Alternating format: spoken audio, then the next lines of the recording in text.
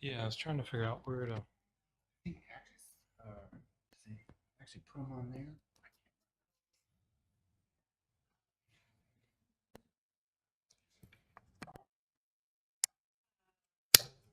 No, stay.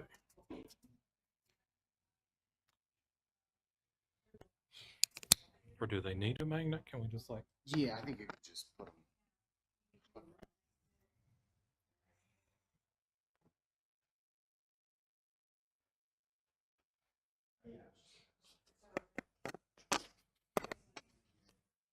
I was trying to put, where we needed it. Yeah. I think everybody else is okay. Yeah, it should be. I got that one there, and that one for them too.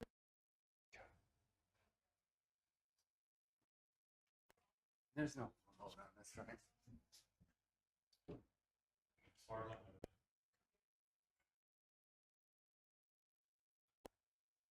I didn't have a Teams meeting invite or anything.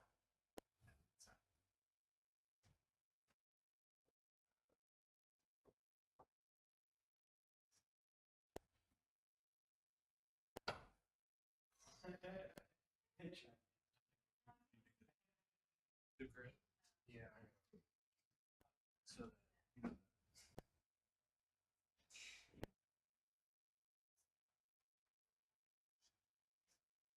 Get it.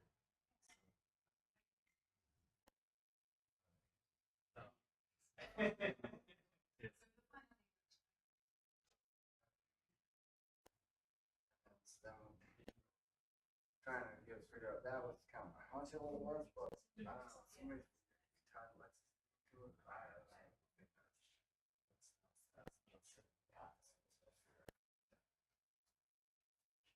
don't think it's good size. Two of the buttons. There's three buttons.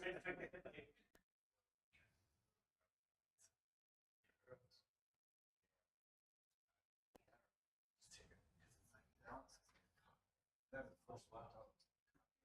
Oh, it's that? Yes. Yeah, it's got finishing things. Yeah. I think that's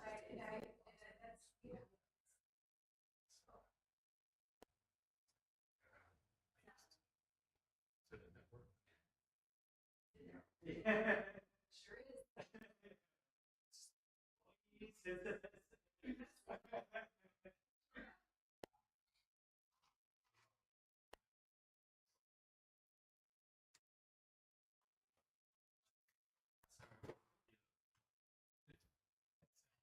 Anything like that? But it's just like.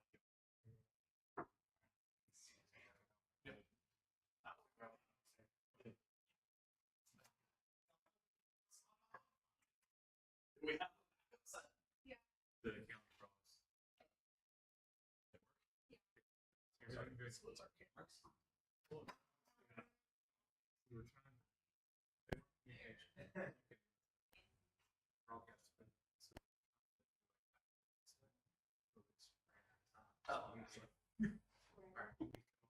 Yeah. You gotta keep Freaking Monday morning. Yeah. Front center. That's where I like it. Hold on now. No. I see water.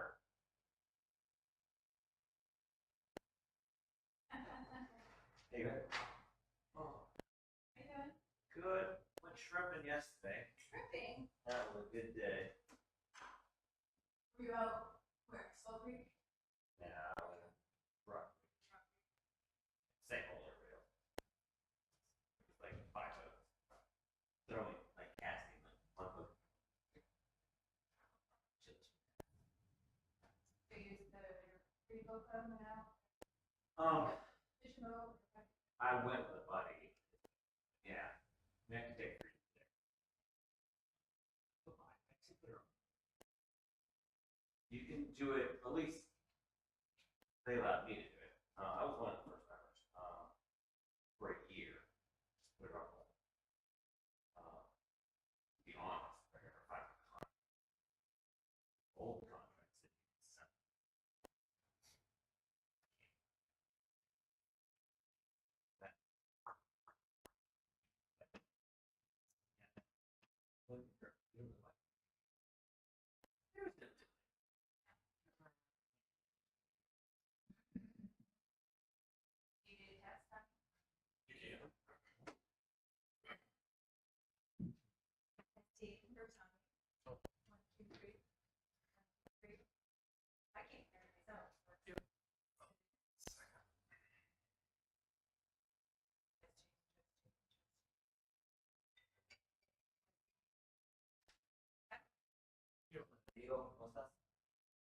It says wireless number one.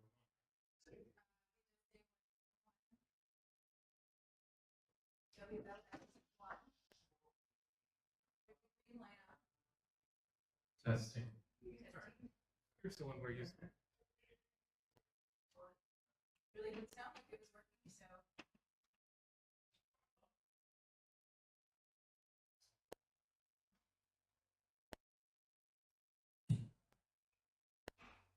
Testing, testing. All right. Here you go.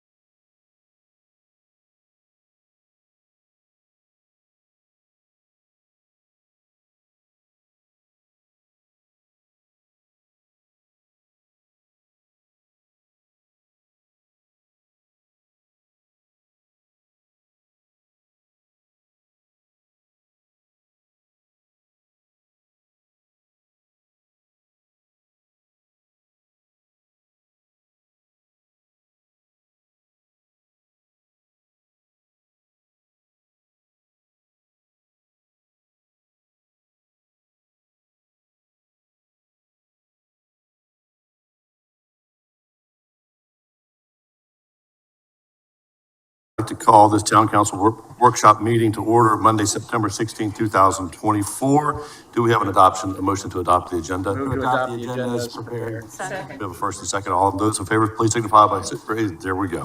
Unanimous. We'll move into the workshop discussion, but before we get going, there is a lot of information that is within this package today.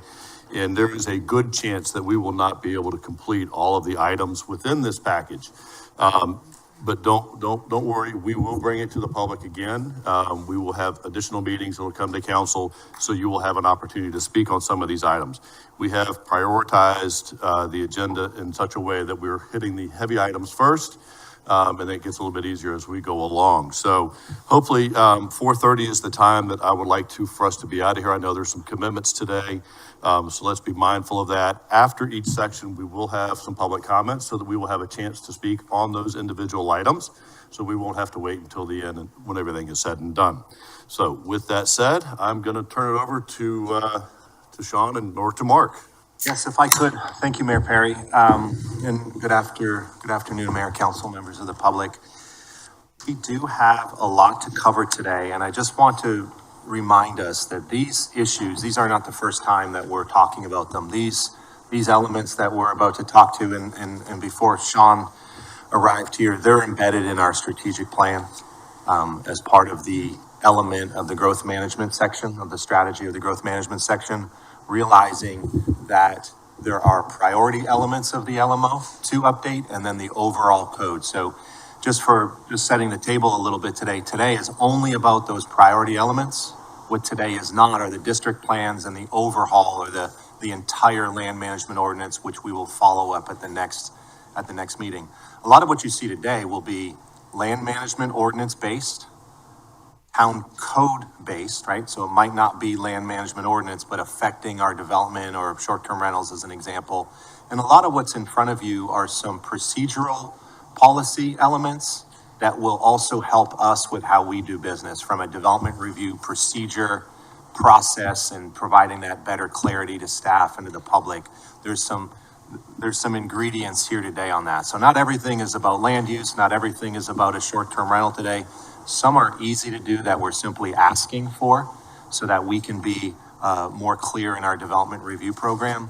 And again, a lot of what we talked about today, most of which has been through public planning committee. So town council members on the committee have talked about this. They've given us their advice. We've met with you. We talked to you again to get some more advice.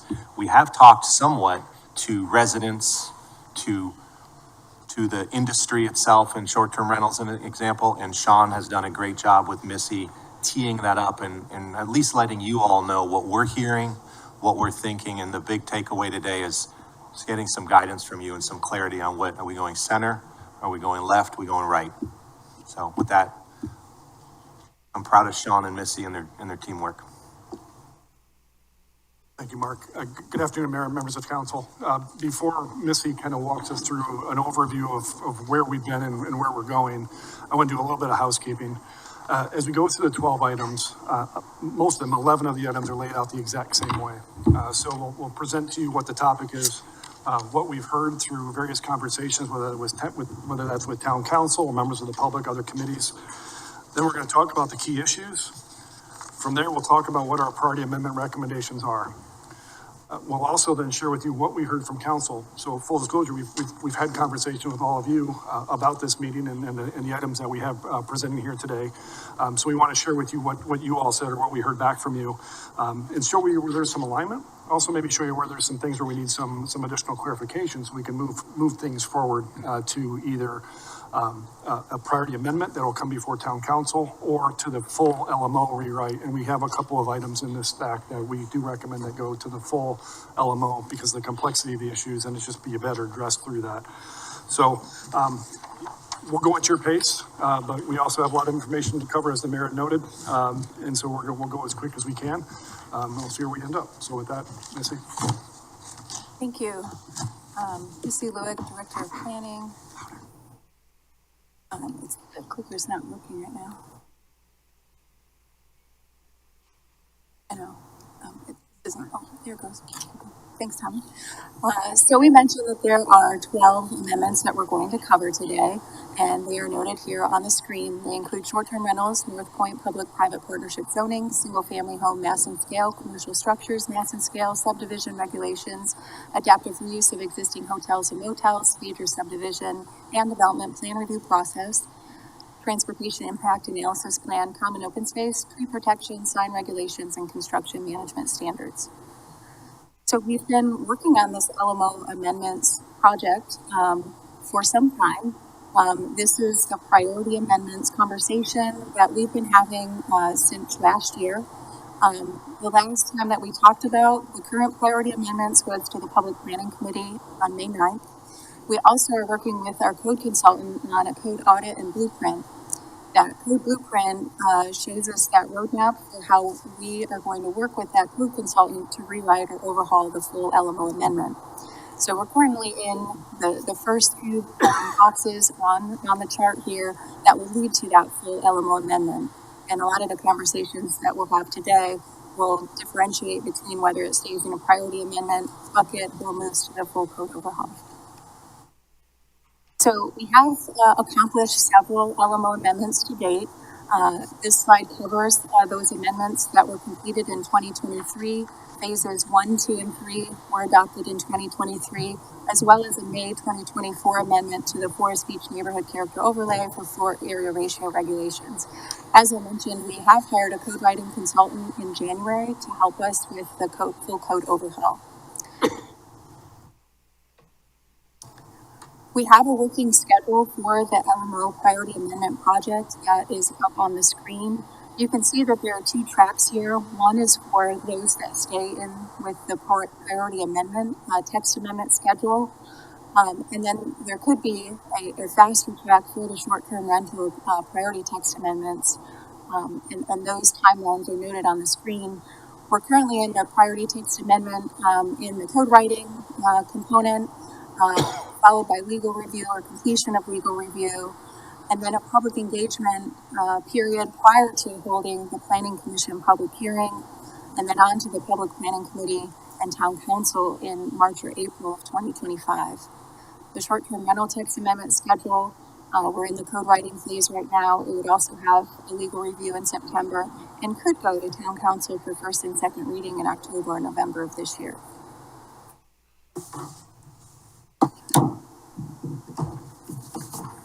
So with that, we'll jump into the first topic. As the mayor mentioned, we set this up into those conversations that we think are a little bit more involved. We need a bit more direction on. So the first one is short-term rentals. And really, we've broken short-term rentals into two buckets. The first one is enforcement and fines. The other is parking and occupancy. So what we've heard is that through our community conversation, our conversation with town council, and what we're trying to accomplish with these priority amendments is to address parking for short-term rentals. Making it a priority amendment as through this effort. How do we support a method for enforcement and fines? Currently, right now, when code enforcement goes out and if there's a violation, that it goes beyond just a written notice or a verbal. First of all, it's a verbal notice, then a written notice. If it goes beyond that, the only tool they have left is to issue a citation. And as you've discussed in past conversations, that citation has very specific requirements for how it gets issued because we don't have a municipal court here. So it has to be issued to the property owner and also then has to appear before the magistrate's office and has a very rigid set of standards for it. So how do we give ourselves some more flexibility in that and give us more tools in our toolbox? Short-term rentals need to be a single topic, again, getting back to making it a priority. Should we have caps on how many short-term rentals we allow in our community? We need to find the right balance between short-term rentals and the overall resident market. And then how do we define occupancy? So if we're going to think about regulating short-term rentals in other ways, and we want to do that through occupancy and parking, how do we do that? So the key issues then generally fall along those same lines. We need to have the ability to manage property owners who violate the regulations. We need to manage property owners who operate without a permit. How do we regulate over-occupancy and inconvenience that is put on permanent residents when we have over-occupancy? Oftentimes, the concerns that we hear when there is over-occupancy is we have issues with parking, noise pollution, trash collection, and then just other consequences within the existing fabric of the neighborhood. The increase in short-term rental properties can skew the homeowner market, as we've seen with our recent property valuations, and real estate valuations. High occupancy homes do not have fire safety mechanisms. So when we're regulating homes that have many more people than they may otherwise originally been thought to have as a single family home, should there be some additional safety considerations? And we heard about some of those safety considerations as part of the fire and rescue update at our CFPS committee meeting this morning. And then finally, homes that are being built for the purpose of short-term rental can be out of scale and character with the existing neighborhood. So how do we again find that balance between the short-term rental market and our single-family neighborhoods? So the next few slides are really just to present, kind of get everybody on the same page about where our short-term rental permits are on the island. As you might expect, they're along our beaches, particularly in the Forest Beach area, as well as a couple other areas. So this is a heat map. Where you see grays, there's few. When you see red, there's more. When you see yellow, there tends to be a significant concentration. When we then think about short-term rentals and where we've heard complaints, this is some data that shows January to August, bless you, as far as real-time data that we've received from the Code Enforcement Department and the different, across the different topics that they generally would see as far as trash, noise, parking, and operation without a valid permit. This is some data about this is from July, end of July of this year, showing the current status of the short-term rental market on the island. So there's just over 7,000, actually with the latest data, we're just over 7,100 units on the island. You can see them broken down by the number of bedrooms, what that means from an overall standpoint. You can see a bulk of our permits are in the 1, 2, and 3 bedroom area, followed by the 4 bedroom. With bedroom sizes ranging up to 10 bedrooms. From here, you can then see the average floor area, and this is reported information that we get from permit holders, what the maximum occupancy is, and that is what they would advertise their short-term rental for. Again, that is used or permit holder reported data, anywhere from 6 people in a studio to 34 people in a 10-bedroom unit. We do the math on that and determine what the average is. That's the average based on what everybody's told us they advertise their rentals for a maximum. This is how many parking spaces they've told us they have at a maximum. And this is the average number of parking spaces that are across, again, all permit reported or permit holder reported data. This is some information just showing short-term rental fees and comparison of fees this is primarily from across the state. We did include Savannah, Georgia, as well as Telluride, Colorado. Telluride is often cited as one of the front runners as far as how they think about and manage and regulate short-term rentals in their community.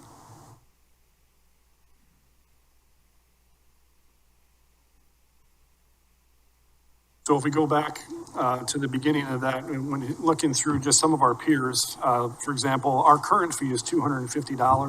Bluffton is charging $325 for initial registration and $325 for an annual renewal.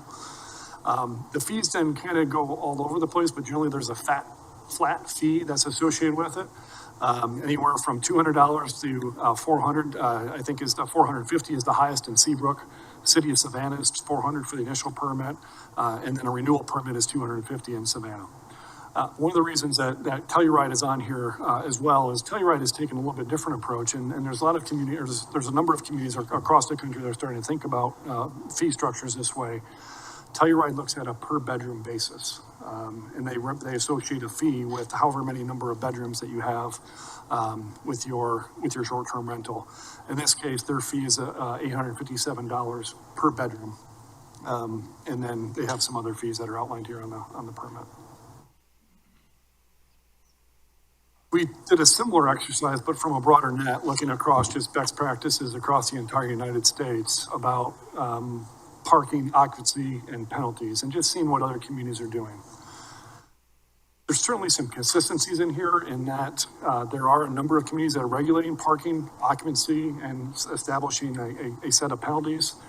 But there also, one thing that's consistent is everybody's a little bit inconsistent. And what I mean by that is not everybody has a right size fits all for occupancy or has the right size fits all for parking. Everybody's communities are a little bit different, and I think that's probably what's weighing into some of these numbers that you see here. But as you go through here, generally there's a number of them that regulate occupancy based on number of bedrooms. Some of it do it based on the square footage. Others just set a cap on how many people can be in a unit. And then parking follows that same methodology as far as for bedrooms, square footage, or in some cases, just a max parking. You can't have more than 2 spaces, and those are in communities where they're trying to limit how much parking they actually have in the community. On the fines, generally there is a tiered structure for the penalty section, starting from anywhere from $250 to $500, all the way up to, you see one on this screen, up to $10,000. And again, that was looking at cities across the entire country, regardless of location, whether it was oceanfront or not. This slide then shows us really what are kind of those best practice topics. And really we looked at this globally, not just restricted to the United States. We looked at this across the entire world. We used, we did some research. We also let AI help us a little bit on this. And really we found these 9 buckets of topics, best practice topics.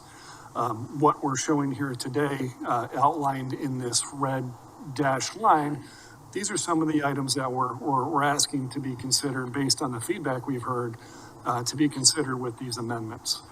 We don't have a box around noise limit restrictions. We certainly do have a noise ordinance that's already in place. We could probably go ahead and put a box around that. But we do have a noise ordinance in place. There's no changes proposed in the noise ordinance, whereas these other boxes are, these are changes that we are requesting or asking to be considered. And so then for our first bucket, enforcement and penalties. What we are proposing is that we establish the ability to issue administrative fines. So these are civil penalties. Right now, a citation is a criminal penalty.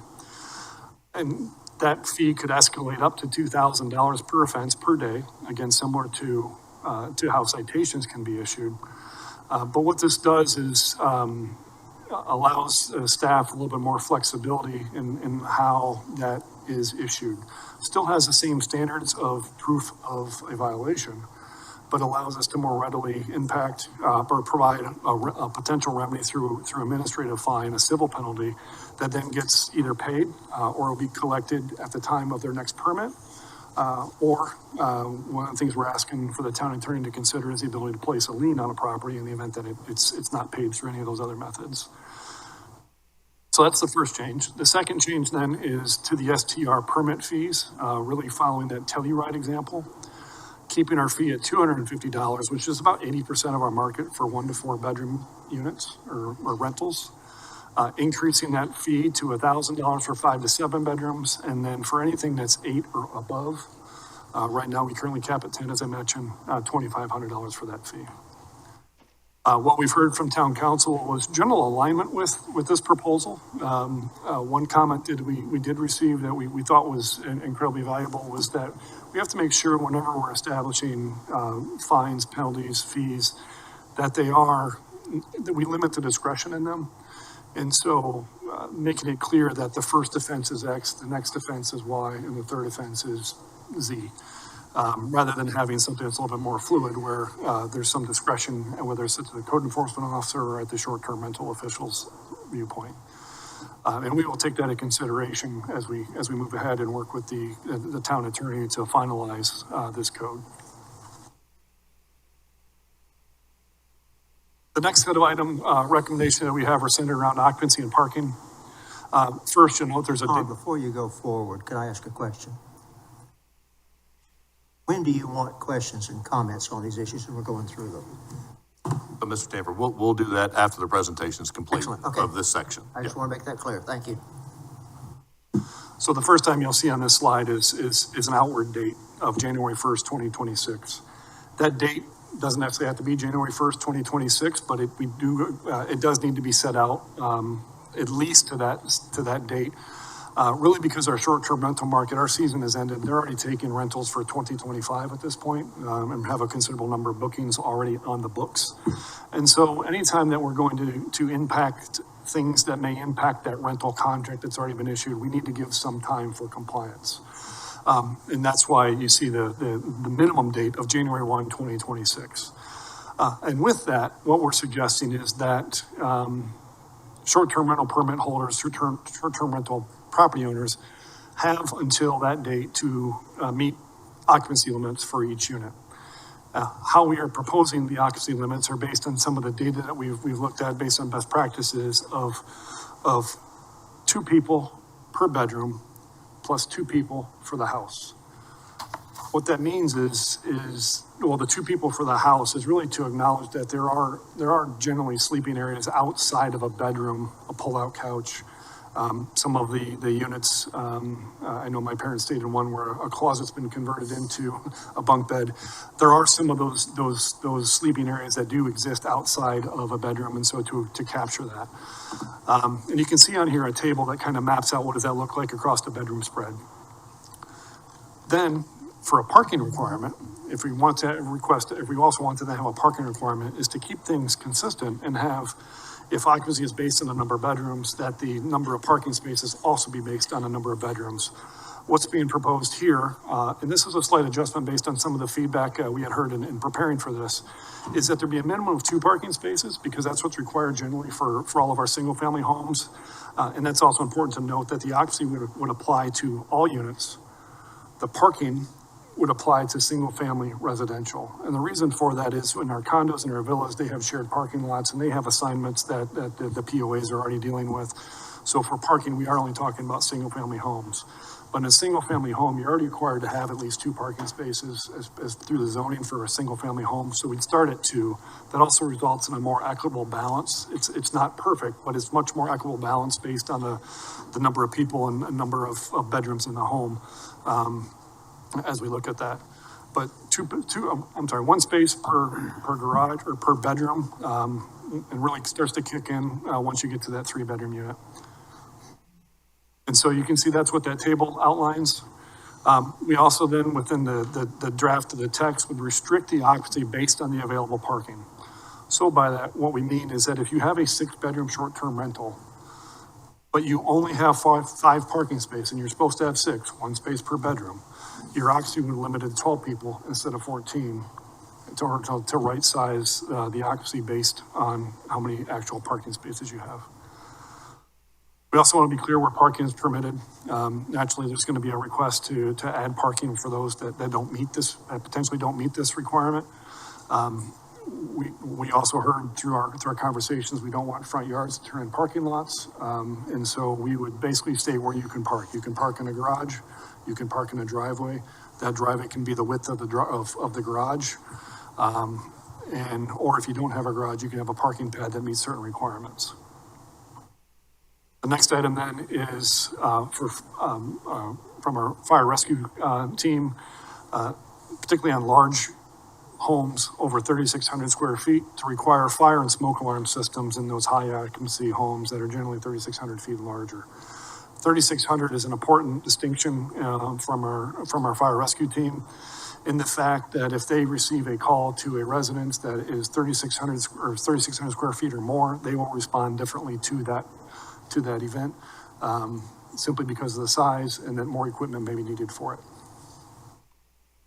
And then some additional things that we heard along the way is require a permit number be included in all rental listings. This is to help prevent people from taking on rental listings that may or may not exist, and require trash collection service to be in place. This table then takes and looks at all of those proposed maximum occupancy and proposed required parking, and compares that back to that permit holder data to see how it compares to the, I'm going the wrong way, hang on, user error. Compares it back, I am a rookie, reports it back to what was reported for the maximum occupancy and the reported average occupancy. And really, this is the important number, so we're trying to right size this. Yes, there's going to be some outliers where a 10-bedroom reporting that they fit 34 people in it, but really the average is much less than that. It's only 25. So what does that mean as far as occupancy back to the average? In some cases, yeah, we're lining up with the average. In some cases, we're just under it. And then we can do the same thing on the parking. So the proposed parking, required parking versus what's been reported to us. And then as far as what the average parking is. Again, looking to see what that nexus is. And then where the shortfalls or overfalls might be. So then when it comes to this, we heard a lot from town council. We also heard a lot from the short-term rental industry. As Missy had noted, we have talked to, or Mark had mentioned as well, that we have reached out to the industry to get their feedback on this. As we look at what town council heard, generally there's a lot of alignment on regulating parking, regulating occupancy. There seems to be this question of what are we actually trying to regulate? Are we trying to regulate occupancy in high bedroom homes? Is that where the concern is? Are we trying to regulate mass and scale? Are we primarily concerned about parking and the impacts that parking has? And then there's some additional considerations for us to look at. Required inspections would help ensure compliance. Give some additional time for the short-term rental industry to comply with these. But the new short-term rental permits that would happen to be issued between once this went in effect, they have to comply right away. They don't get a grace period to comply. And that last point is kind of what we heard a lot of and continue to hear a lot of, even with the parking and occupancy restrictions. How are we addressing mass and scale and the impact to existing neighborhoods? Yes, occupancy does start to put some limits on how many people can be in the units. And then the parking requirements try to make sure that there's enough parking to support that unit, but those units could still be built. And so what does that mean for the existing neighborhoods? On the short-term rental industry side, I know there's several of them here in the audience here today. I suspect we'll hear from as public comment. They generally understand the occupancy and parking requirements are a possible way to regulate the industry. They can be manageable as long as they're reasonable. There was some consideration of these large homes. Should those large homes recognizing that they might have a bedroom that's 300-400 square feet and not 200 square feet, like a lot of bedrooms are, should they be given additional people for the house to account for that? Or how do we account for that additional square footage that some of these units might have? Alternatively, we also talked about maybe there's a little bit of a bump in that per bedroom unit or per bedroom count. Instead of 2 per bedroom, it's 2.5 per bedroom, plus then the 2 per property. And then do we think about changing parking and how do we count parking? Instead of based on the number of bedrooms, is it based on the actual occupancy of the unit? There's a host of other considerations that are not captured in here, but these are best practices that as we looked around the country. Establishing a cap on the overall units, establishing a cap based on the number of bedrooms to help address that mass and scale. Perhaps there's a cap on the number of 10-bedroom units or whatever, pick a number, we set a cap. Do we consider where STR permits can be issued? Do we consider events? More and more units are now being marketed for weddings and other events. Do we consider restrictions on that? Because that does have an impact on building permits and fire safety responses. Do we have STR inspections every 2 years or some regular interval? And then also, how can we support flex move in and flex move out time? Is that a fee reduction? Is there something that the town can offer to help get people off that Saturday to Saturday schedule to get them onto a different date and maybe lessen some of that transition time during Saturday events and during peak season? So I think that's it. I'll pause and answer questions. A lot of information to digest. So we'll go first with council questions. Mr. Stanford, I'll start with you. How do we distinguish a short-term rental from a home permit? If I come in and I apply for a permit to build a home, which is permitted under the zoning, which would have 8 bedrooms in it, I'm really intending that to be a short-term rental. I'm applying for a building permit. What is the distinction there? So at the time of building permit, there generally is not a distinction. There are single family homes that are owner occupied on this island that are large, high volume bedrooms like you're describing. But at the time of building permit, there is not anything that distinguishes whether it's single family owner occupied or single family short-term rental. What about questions concerning fire extinguishment, fire detection equipment. Is that the same for construction of an 8-bedroom house as it would be for construction of a short-term rental house? So we're getting into some code that I'm not able to answer. I can tell you as part of the short-term rental license requirements, there are some additional items that are required. So certainly you have to have smoke alarms as part of the building code, or smoke detectors as part of a building code. Our short-term rental license also requires some additional items and fire extinguishers, et cetera. But as far as what's the differences, I'd be making up. I've already answered your question. It just seems to me the distinction, we need to know if there is a loophole if I'm applying for a single-family residence versus applying, and I really intend for it to be a short-term rental. Is what I'm getting at. I'm not saying people do that, but I'm saying that we don't want to create that opportunity. I think that all short-term rentals should certainly have a smoke detector, and that should be a requirement on all of them. I think on the fee side, changing the fee from a flat $250 to an escalating fee depending on the size of the home makes a lot of sense. There's going to be more impact on the community, and so I would certainly favor that. I think you've come to a reasonable compromise on the parking requirement, and I could certainly support that. So I can see that there's been a lot of work here. I appreciate it. I think generally we're in good shape. Thank you.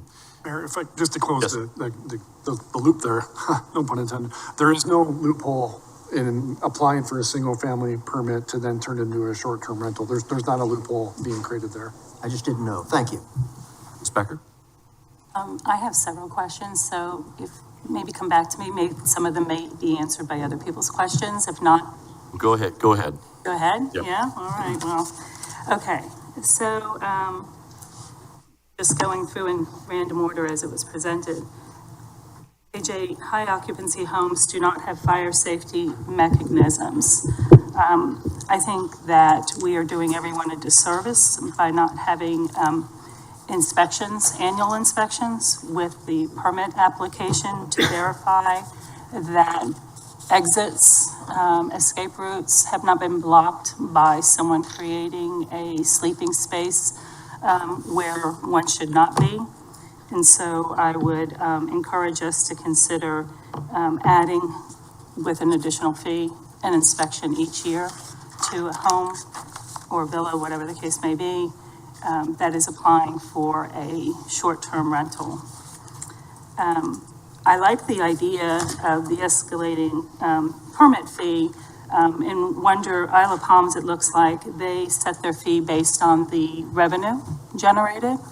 And I think that's how business licenses are generally calculated with other businesses. And since this is indeed a commercial business in residential neighborhoods, that they ought to, we ought at least have an analysis of what that would look like. And pros and cons on that. That's just an interesting comment. I'll just leave that alone. It's not worth my time. Okay.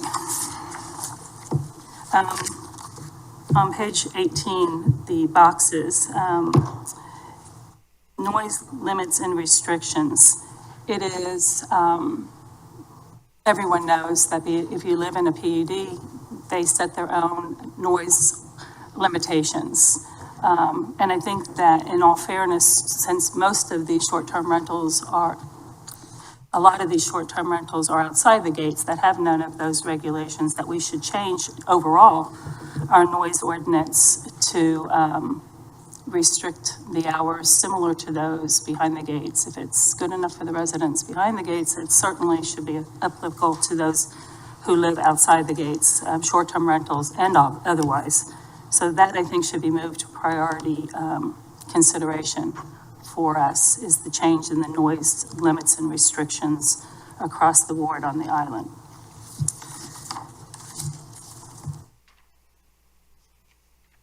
Okay, so that one was answered as you were talking. That was great. And again, the requirement for fire and smoke alarm systems in high occupancy homes that exceed 3,600, that's on page 20. That's a step above just the inspections and a fire alarm and CO. I think that is a reasonable requirement, since you at this point are creating a commercial business, and likewise, such a thing would be required there. So I think we should definitely move ahead with that. Occupancy for me is one of those tricky things because I don't know how you enforce it. And I certainly realize that that is going to be a heavy burden on us to figure out how we appropriately enforce occupancy. I know that I've heard about how GovOS can cross-reference with the advertisements that are out there, but in reality, does that really work out? For instance, during a daytime, if the bigger house, beachfront, or with more amenities becomes the gathering spot, while there may be only a certain number within the limits physically staying there, they become the party house. And that day after day, week after week throughout the season becomes quite a burden. And so that's one aspect of occupancy that I think we need to drill down on and at least understand that that daytime use is as important as those folks who have actually put their bags and their pillows in the homes themselves. Right. So I'll leave that there for now. And I also had a question. You answered the one about new permits, and that was a good answer. But I had a question on enforcement, since we were just talking about that. I don't want to leave it. When someone is getting a notice, when there's been a complaint, whether through the system or by a personal call from a neighbor, however it comes in, and there's a notice given, is that notice, when we start counting notice, then first issuance of a citation, et cetera, is that per week, or is that cumulative over the season? So is this an issue that the owner hasn't addressed over time, or is this an issue that during a week there may have been one notice of a complaint and then a second, and then it restarts again with the new renters who come in for an additional week time after time? I think, to me, it makes more sense that this is an owner issue, and so it should be cumulative over time and not week to week. But what was the intent here? The intent in crafting this is an owner issue, so it doesn't suddenly disappear once that particular rental is over. If there's a rental issue today and there's a rental issue next week, there's a rental issue. Okay, and so that would be 1, 2, 3, it doesn't stop. Perfect, thank you. That's good.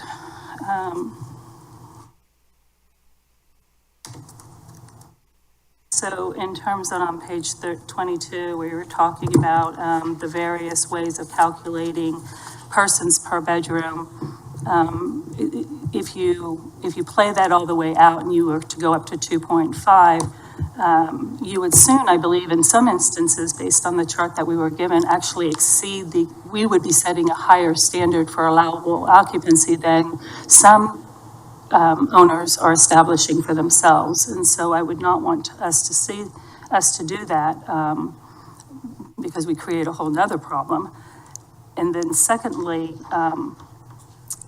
I think at one point someone had discussed the idea that that would only work then perhaps up to a certain number of bedrooms, and then after that, that formula wouldn't work.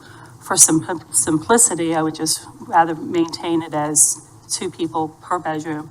And I actually also question the additional 2 for the house, because if in some regard we're trying to limit the amount of safety concerns within a residence, with additional beds being put here or there, a pull-out sofa also creates a burden on the space.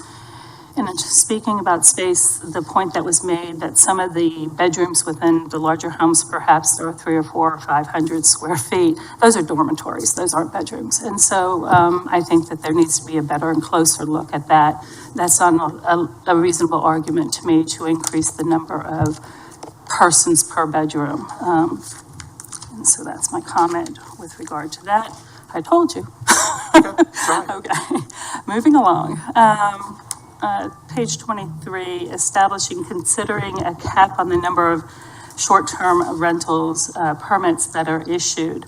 I think that might be someplace to get to in the future, but I'm not sure we necessarily are quite there yet. There are some other strategies that I'd like to see us employ first.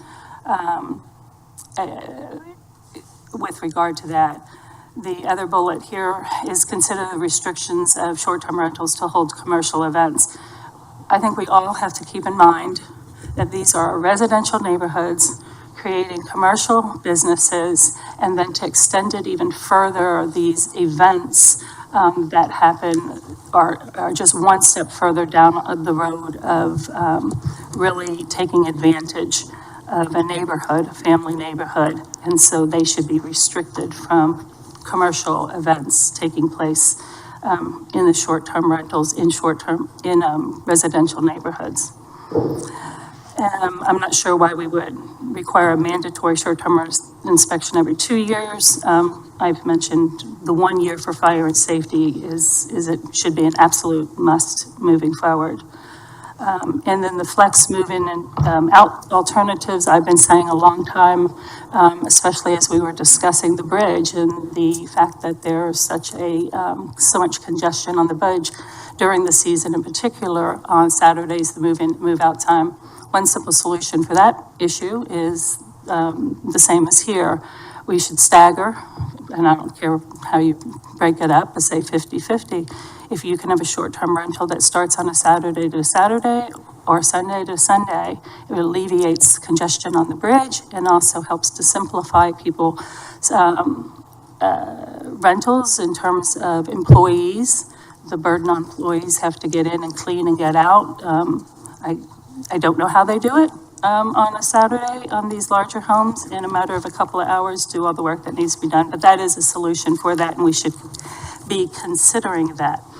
And so that concludes, I believe, my comments with regard to short-term rentals at this time. Thanks. All right, thank you. Mr. Alfred. First, I want to say that I'm very pleased, Missy and Sean, that you put a lot of effort into this in the last couple of months. I know that it's a big struggle. It was a lot of work to undertake, and I'm very happy that you've come up with recommendations, which I generally consider to be very, very good. In terms of, particularly the one that's easier for me anyway, is occupancy. I agree with Mr. Stanford that smoke alarm should be in every bedroom, not just based on size. And I'm also happy that your recommendations will very likely take the possibility of putting 18 or 20 people in the dining room down to only 2 in the dining room. In terms of enforcement, I think this is a very good step to move from essentially criminal approaches to civil approaches. It's pretty clear from the number of violations in Sea Pines that I'm familiar with that trying to do it as a criminal matter is a hill that's much too big to be able to climb. Civil will make it a lot easier, but it's not going to remove a lot of the problems. Essentially, the question is only the town can do the real enforcement here, not Sea Pines, not Palmetto Dunes as such. So that does seem to mean that what is the evidentiary standard that's going to be required to determine that there's been a violation of particularly noise being one of the most common ones. Party goers on late Friday night, Saturday night. I don't know anything about late party nights, but they create a lot of the complaints. And Sea Pines has been very easy for a resident to call Sea Pines security, and a deputy comes out at 11 o'clock at night, tells people to quiet down, and it happens, and it's taken care of. The difficulty is that has not so far, and I don't see an indication yet, been reported to the town. So the town doesn't know there was a violation, and as Mr. Lanier in his report indicated, the town may not know about all the violations that are taking place because a couple of the larger gated communities don't report them Sea Pines, which I'm familiar with, essentially has its deputies take care of them. The residents are happy that the party's been broken up. The town doesn't know about it. 2 Friday nights later, there's another party. A couple of Friday nights later, there's another party, and so on. In each case, the deputies are going to break them up, and now you've got a repeated violator that the town doesn't know about it. So it's clear to me that one of the major objectives here has to be communications between the gated communities that have short-term rentals and the town. If there's going to be a question of penalties and so on, who are going to be the witnesses? Will it be the Sea Pines deputy, or will it be a town code enforcement officer?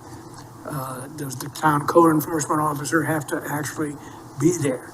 It is certainly possible in the Sea Pines situation for the security office to call code enforcement and say, let's meet out at the site and deal with the violation as it's going on. So long as that violation doesn't occur after, 10 o'clock at night on a weekend, when the code enforcement officers are not working.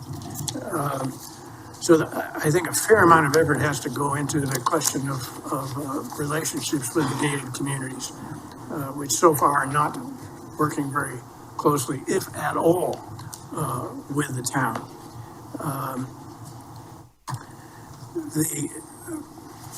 One thing I did not see here is penalties are dollar oriented. Does there come a point in which licenses could be revoked? Or alternatively, is it simply a wait till the next year when a license is applied for and denied? But it seems to me that revocation is significant, and that those who have short-term rental homes for rent should know that they could lose their license if, as I have seen in Sea Pines, they are repeated noise violators on weekends.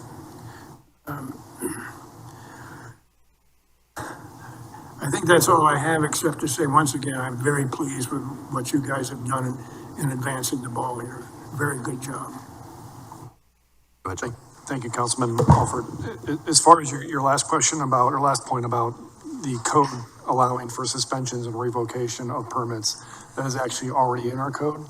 So when there are violations that can't be resolved through code enforcement, because our goal is compliance, then yes, a permit can be suspended. And if it is so egregious, then the permit gets referred for revocation.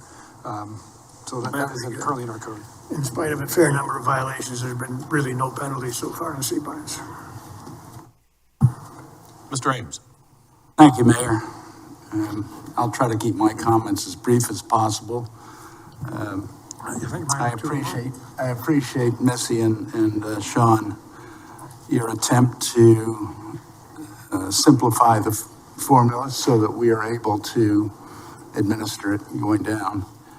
In my opinion, the challenge is the balance between island character and business precedence. And I appreciate the amount of data that you've accumulated, because that was very helpful for me to understand where we are in terms of desired expectations of the owners of STRs and the averages. I thought that was helpful. I have come to the conclusion, just from my personal standpoint, that your formula, 2 people per bedroom, makes sense.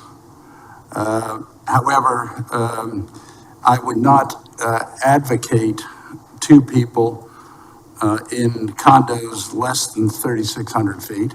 I would use 1 person, so it would be 2 people per bedroom plus 1.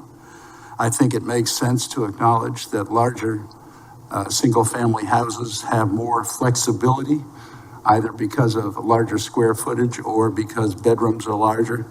And so I would double that. I would say above 3,600 feet, going to 2. I'm open to what other members of council have to say about that formula. In terms of parking, I agree that 1 car per bedroom makes sense, or the limitations of the site, whichever is more restrictive. So I would add also that we establish a maximum number. Palmetto Dunes has 6 automobiles per unit max, and so I would propose that as a possibility. And then lastly, I think this all depends on establishing a municipal court. So, thank you, Mayor. Thank you. Any responses back, Sean?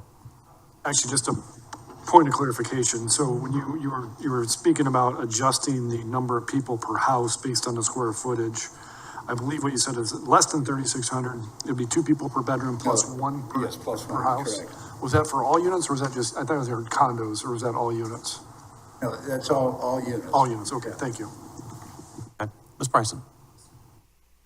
I'd echo my colleagues thanking the staff for their work on this, also for their outreach to the community, those who suffer from STR, some STR behavior in neighborhoods, as well as those who represent the STR. So thank you for reaching out to all of our community to try to find ideas, and also for looking at other communities. I know that I learned that the Municipal Association of South Carolina had done some research about what communities in South Carolina are doing and provided access to that chart. So thank you for also looking at what other communities are doing in South Carolina. So I'm going to start on page 5, going through your pages. I'm not going to do every page, so don't worry about that. But the first thing is the working schedule.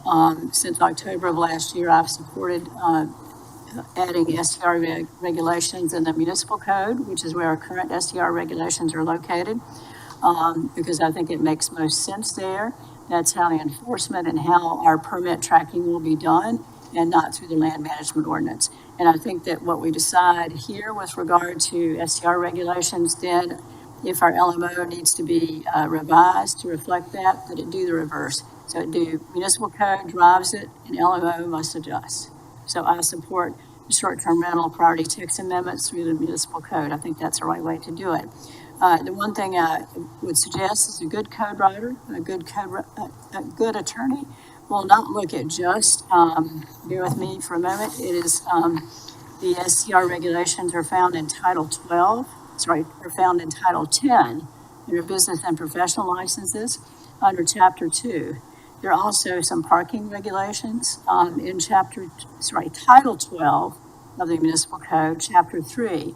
And I'm thinking there's going to be some enforcement conflict there if you don't look at both of those.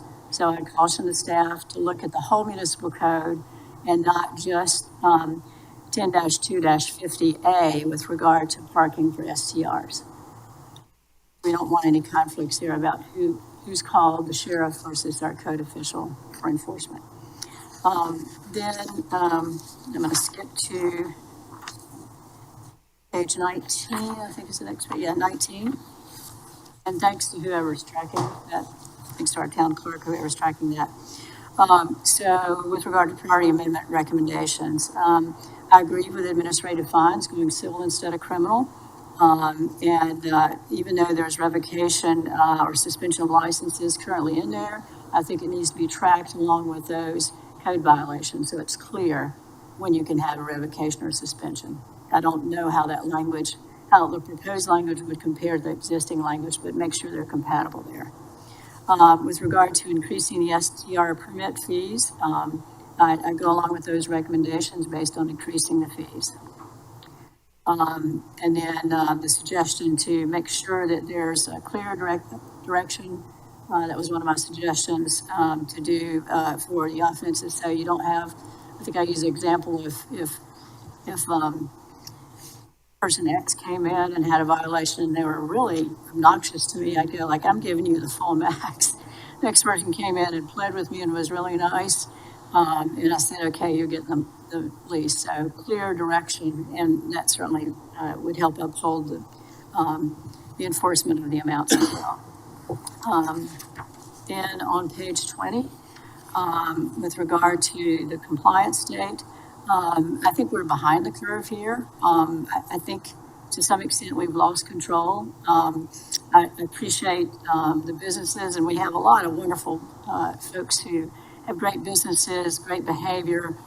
So it's not at all directed towards them. A lot of the behavior issues are for those who are absentee, some investors someplace else who don't really care about our community. And so we've lost control a bit with some of our single-family residential areas, and I'm sad for that. And I think it's time we move up compliance. I think for any new permits, they have to comply upon adoption of this ordinance. And I would urge the mayor to put this on our agenda schedule as soon as possible. And hopefully the code writers know how to write overnight, because you can do it. Then with regard to those who already have existing permits, I understand that there's also with our program, and I see representatives of our finance department here, that we have to make some adjustments to our software. So I want to be mindful of that and mindful of the timing of the permitting process. So let's work together to try to ensure that we can move as expeditiously as possible with the application of the new provisions, even for existing permit holders. Then with regard to the numbers, I'm looking at the chart on page 20. It says proposed occupancy for all unit types. So it's my understanding that that means whether it's a condo or a single family home, occupancy applies. But with regard to parking, it's only single family and not condo developments. And so I don't think that distinction was made, but I think it's important because a number of the condo developments have limited parking anyway.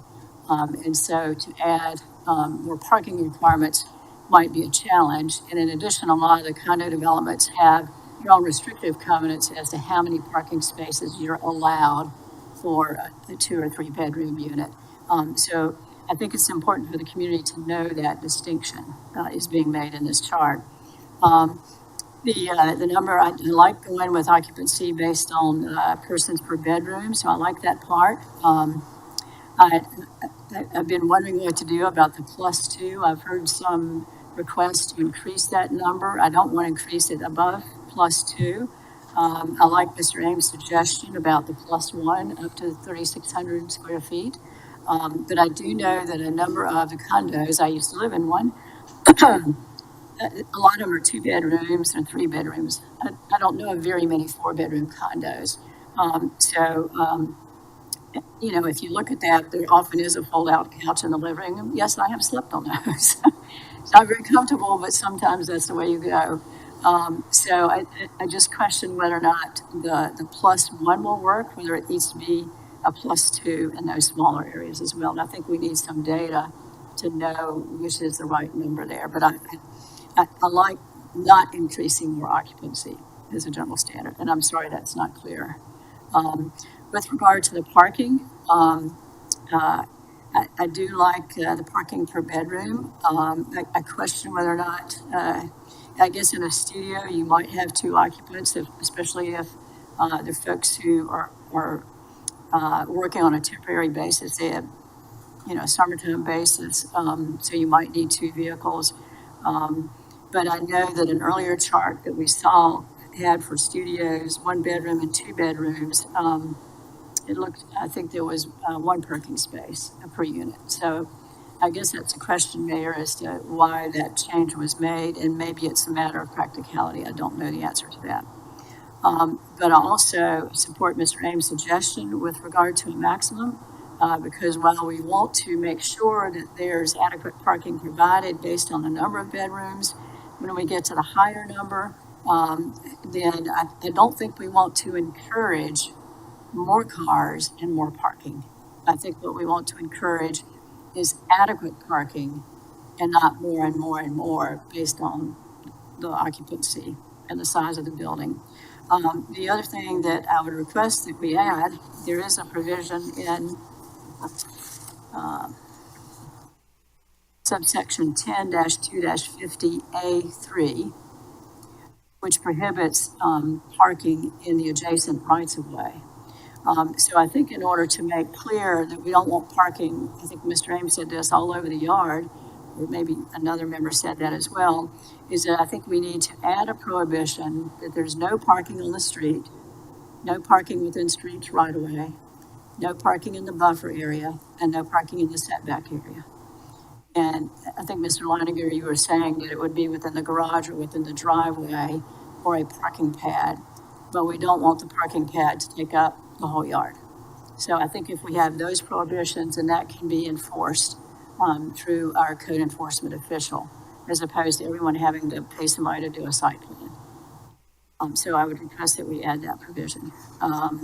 So on page 20, I think that takes care of 20. 21, I think, is the comparison data, so I'll skip over that one. 22,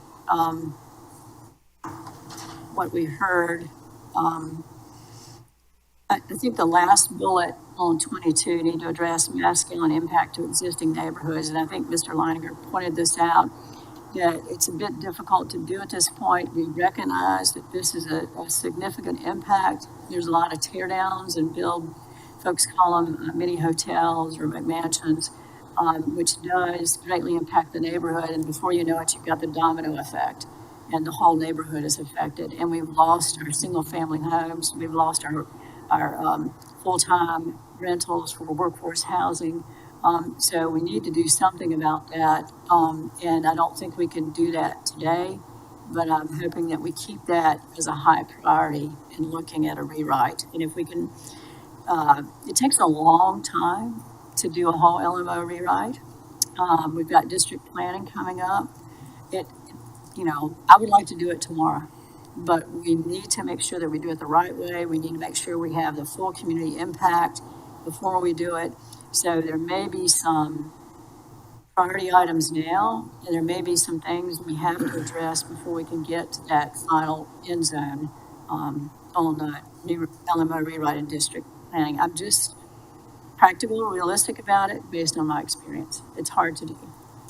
The other note that I see is one parking space can generally accommodate 4 persons. That's from the industry. So by having a maximum on the number of spaces, you'll drive fewer cars and perhaps have 4 persons per vehicle to come instead of 1. 22, 23. Future considerations. I agree we ought to keep looking at other ways of deciding about the impact of STRs. But I think that on the right-hand side, the second bullet, mandatory STR inspection every 2 years, that's a safety concern.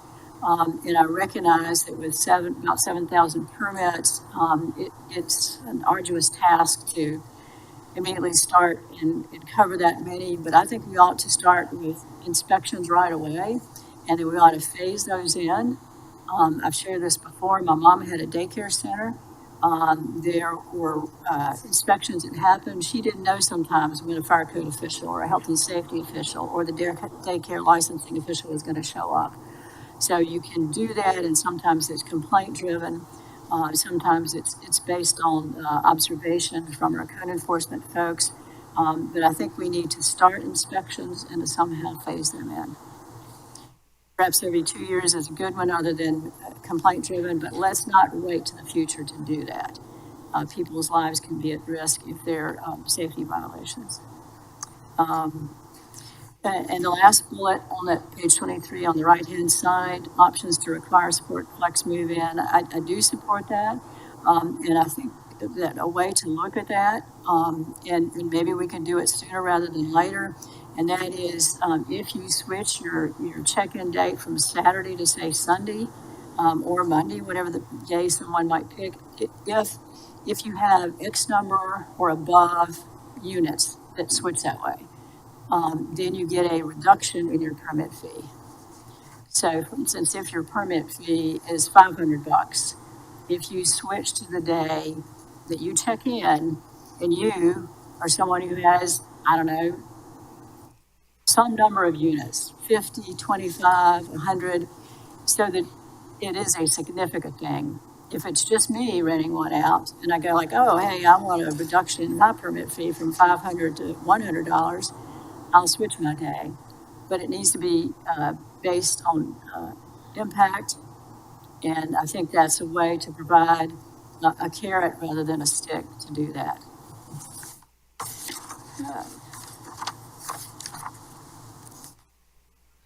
And Mayor, I think I've gone through the pages. All right, thank you.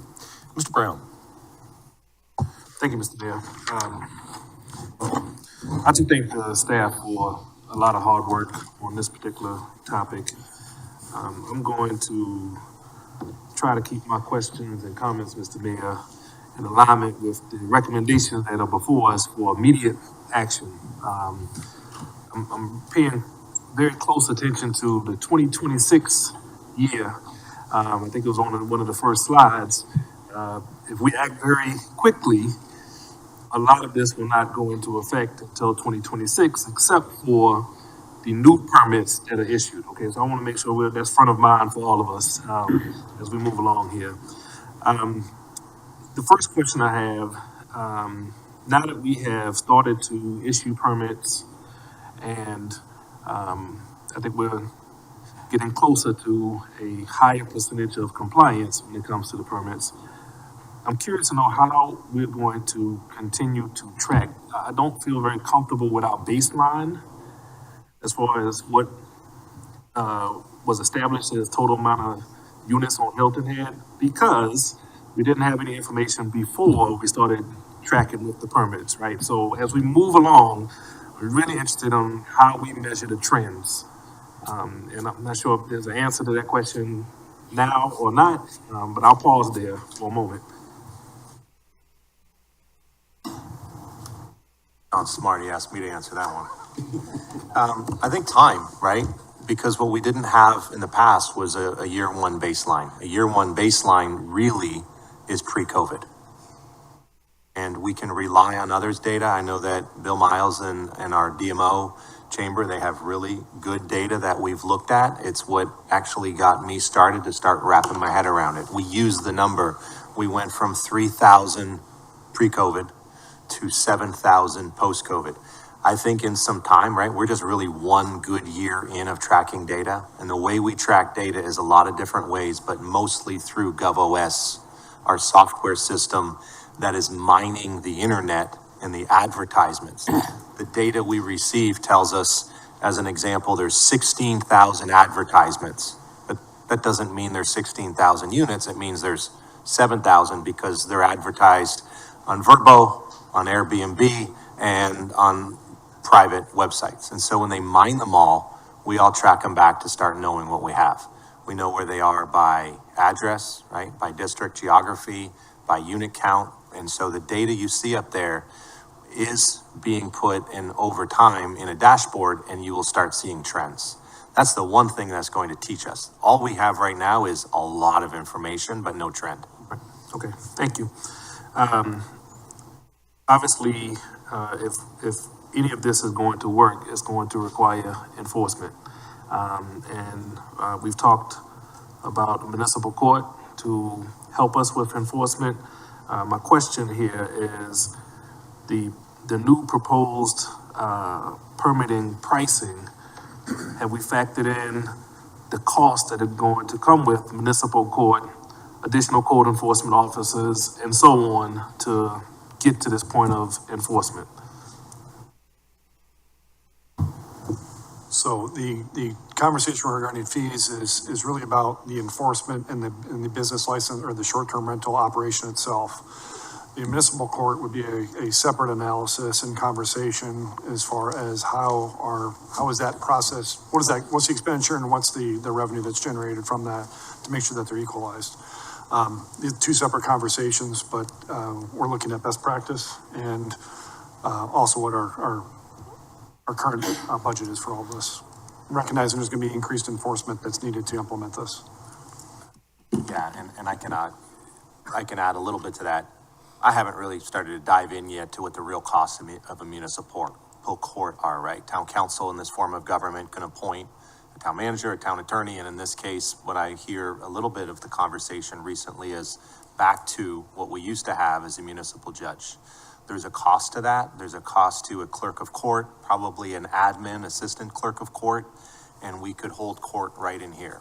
So the cost would be people and hours, code enforcement as well, public safety.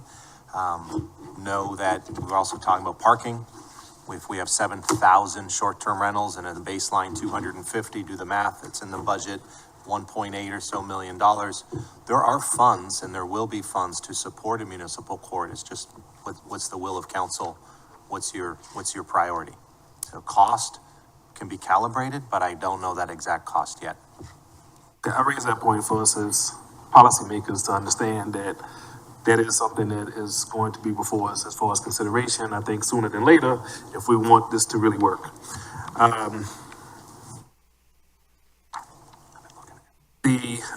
The occupancy proposal, which I agree is going to be something that is hard to enforce, but by my math, what you're proposing is less than the average in most cases, okay? So I'm inclined to support that.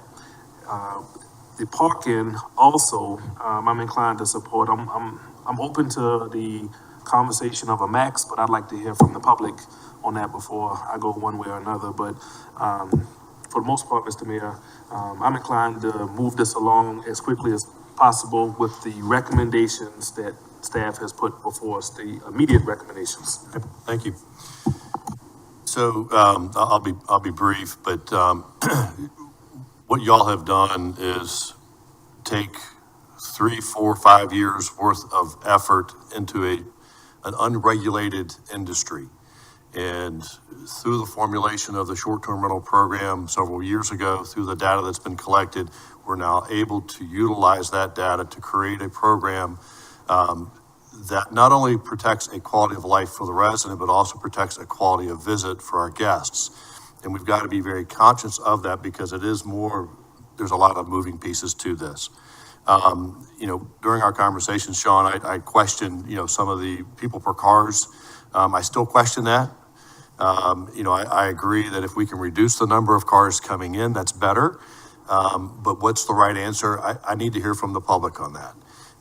And I need more input to make that decision.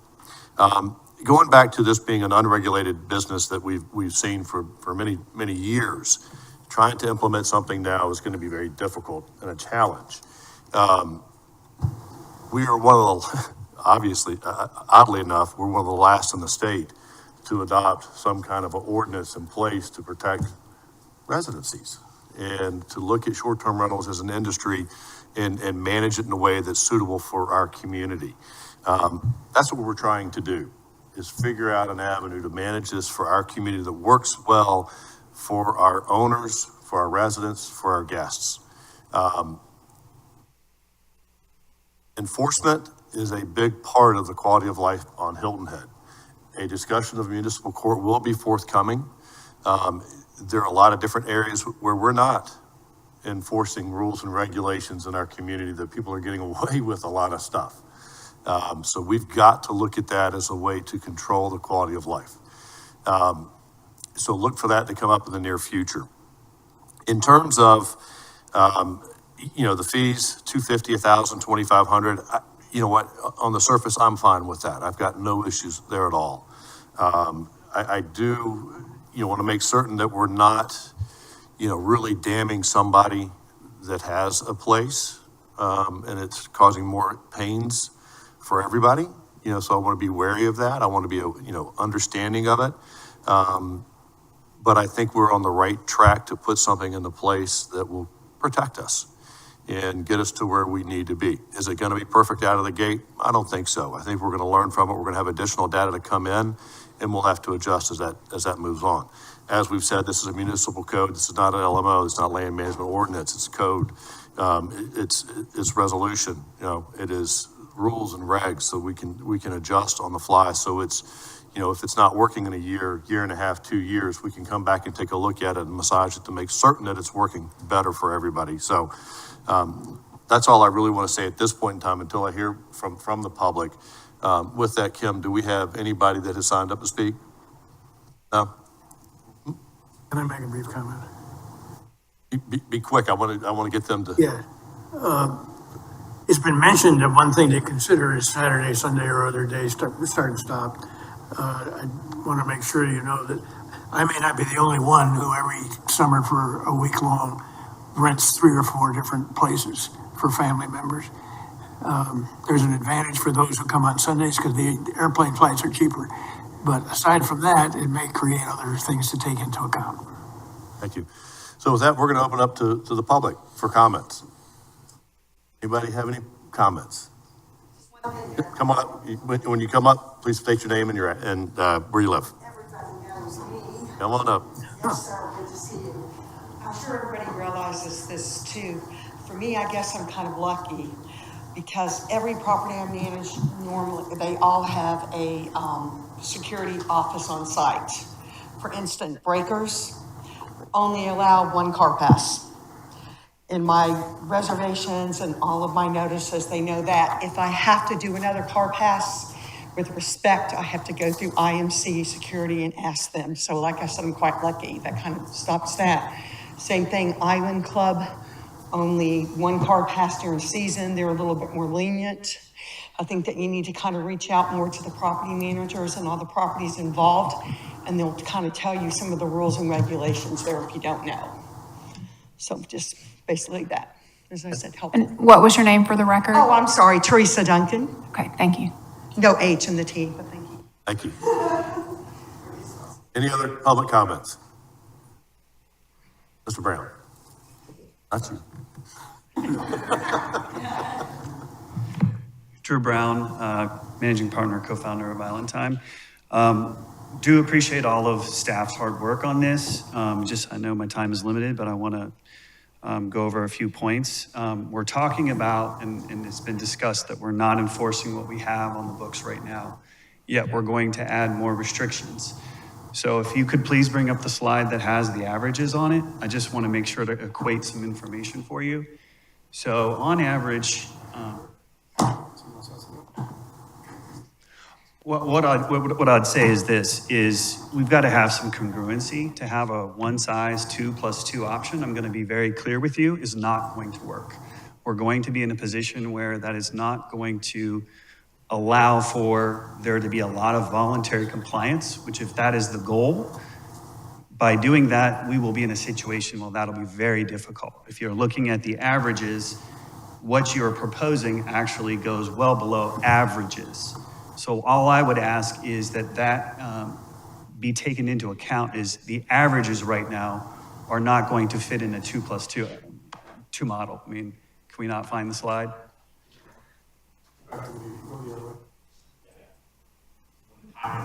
Yeah, right, go back, come on. All right, I don't understand why this is so hard. Okay, so right now there's a situation where you're asking for a 10 to 20% lowering of the occupancy limits. So again, think of that in terms of the financial impact to the island. Again, less tax dollars that'll happen. So if you're looking here, look at the averages, reported averages. So you're at 22 versus 25. That may not seem like a big deal to you guys, but that's the average that you're looking at. So again, we're in a situation where that is more than a 10% or 15% impact. That's going to be directly impacted by tax dollars being less. So as long as the council understands that's going to happen, parking is a much better way to mandate this. We would never, from a short-term rental community, ever ask that there be 8, 9, 10, or 11 parking spots. We do not want that. If you're in a situation where you want to cap occupancy, 4 people per car and limit it by the number of cars that it can park. It is a very simple calculation that then your officers can drive by and do, asking to be in a situation where you're going to go into residents and ask them to change the total amount of people that they sleep, again, is getting into owner use rights. It's going to be a very difficult situation. 2+2 in that sense does not work. You have to at least get to the reported averages. There's no way that we as a rental community can sustain that loss of revenue. And that's going to then in turn affect your tax dollars. That's going to then affect our property values. So if we're all concerned about the traffic that's here affected by cars, don't change it by the total number of people. Thank you. Thank you. Other comments? That's coming up. Morning or afternoon, I guess. Beth Petra with Beachside Getaway, and to reiterate Drew's statement, I do manage one of the larger homes. I manage an 8-bedroom home. It currently sleeps 26. I know that's a lot. It has 9.5 bathrooms, so it has the capability to hold these people. But again, even with that, it was zoned, it was given a building permit, and it does not have more than 8 spaces. So we are not advocating for more spaces than what are needed, or even per bedroom. But if you go, I don't want you to change the slide because Drew's comment on the averages is exactly right. But if you're looking at the number of short-term rentals that we have, the vast minority of them are above 6 bedrooms, 6, 7, 8, 9, and 10. They're not, but they will be the houses that will be hardest hit by the occupancy. If there is a way to mandate it more with just parking as opposed to the occupancy, I think you'll be a lot better off. Looking at the fire and rescue, what type of systems are we talking about for over 3,600? Because I think it was you, Ms. Becker. They are required to have smoke detectors, fire extinguishers, carbon monoxide detectors. So how much of a system is that being considered for the properties that are over 3,600 square feet? Again, one of my favorite things that was said was waiting till January 2026 for existing short-term rental permits to be able to come into compliance, because they have, most of ours are already booked for all of next summer. But anything new, I fully support making our regulations for anything that's new coming down the pike. But anything that's been allowed and existed, they have, some of these houses have guests that have stayed in these houses with their families for every bit of 20 to 30, 40 years. Obviously the newer houses don't, but those families have grown and they've become accustomed to that. So that will take some time for us to have to relocate all of these families that do want to stay in one property. And again, it's the minority. The 2 bedrooms, the 1 bedrooms, that should not be the bulk of our short-term rentals on this island. Those should be going back towards workforce housing and things like that. Some of these areas that have all these 2-bedroom villas, they're in areas that never should have been a short-term rentals. Thank you. Thank you.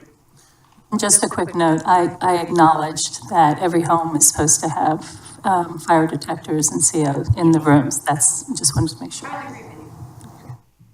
Good afternoon, everybody. Mike Elsko. I own Coastal Home and Villa. We are a boutique operator. We have 75 properties. Our average home size is 5.5 bedrooms. So we tend to have much of the larger homes. We, anywhere between a 2-bedroom condo all the way up to a 7-bedroom home. And so just a couple things that popped up, and I'll reiterate a little bit of what, Beth and Drew said, but I first wanted to start out because it seems like we've got a new thread going here with, trying to structure arrival days. And it makes all sense in the world if you're outside of our industry, but as you get into our industry, it becomes a little bit more of a challenge to say, hey, we're going to take this half of the island and make it Saturday to Saturday, and take this half of the island and make it Sunday to Sunday. Part of the reason is one, it's hard to dictate what people want as travelers and visitors to our island. Yes, we can create a little bit of a shell around that. The one thing to keep in mind is that as our occupancy has kind of dropped over the last 2 years, the window for Saturday to Saturday arrivals is much, much smaller than it is. It's not a year-round. There's a couple owners that want to do year-round Saturday to Saturday, but for the most part, it's to structure the peak summer months, maybe a few weeks around spring break, and then usually around Thanksgiving as well. But the challenges that we have looked at as an industry really are, there's a workforce limitation with Sunday work. A lot of the cleaning force, our workforce, work multiple jobs, and a Saturday gig cleaning a house, a large house, is great income for a lot of this workforce. And a lot of them, the workforce is very religious, and it's hard to find people who want to work on a Sunday. So when I look at bifurcating the island, it makes sense in concept, but actually trying to create the right experience, I think, is going to be challenging. The other thing that we have is that people are arriving earlier now because they want to beat the traffic. It's kind of ironic because they're like, well, we don't want to show up at 4 o'clock for check-in because we know there's going to be lines, so we're going to show up at 11 o'clock, and that's going to create the same line as well. So I think if we have a Sunday to Sunday, people are going to use that Saturday day to travel to Bluffton, even travel to Hilton and stay in a hotel for one night. They're already going to be here. They're going to create some sort of congestion with people trying to go off island, on island. I would just recommend that we leave that just it is what it is, and we'll work through it the best we can, but I would encourage the town to not regulate that fully. A municipal court is important in order to hold both guests accountable and owners accountable. We do believe as an industry that there's we need to bifurcate what guests need to be held accountable for as well as owners. If we solely hold the owners accountable, we worry that there's going to be a chance of like a parent who's always going to be covering for the kids. Are we really going to change the behavior of the guests if the guests are not going to be held accountable? And finally, I think occupancy, as Drew and Beth had said, occupancy max should factor in with the scale of the property. A 6-bedroom home at 3,500 square feet is going to be a different experience than a 6-bedroom home at 5,000 square feet. So changing that additive from 2 to 4 is something that I really encourage you guys to consider. Thank you. Thank you. Other comments? Yes, sir.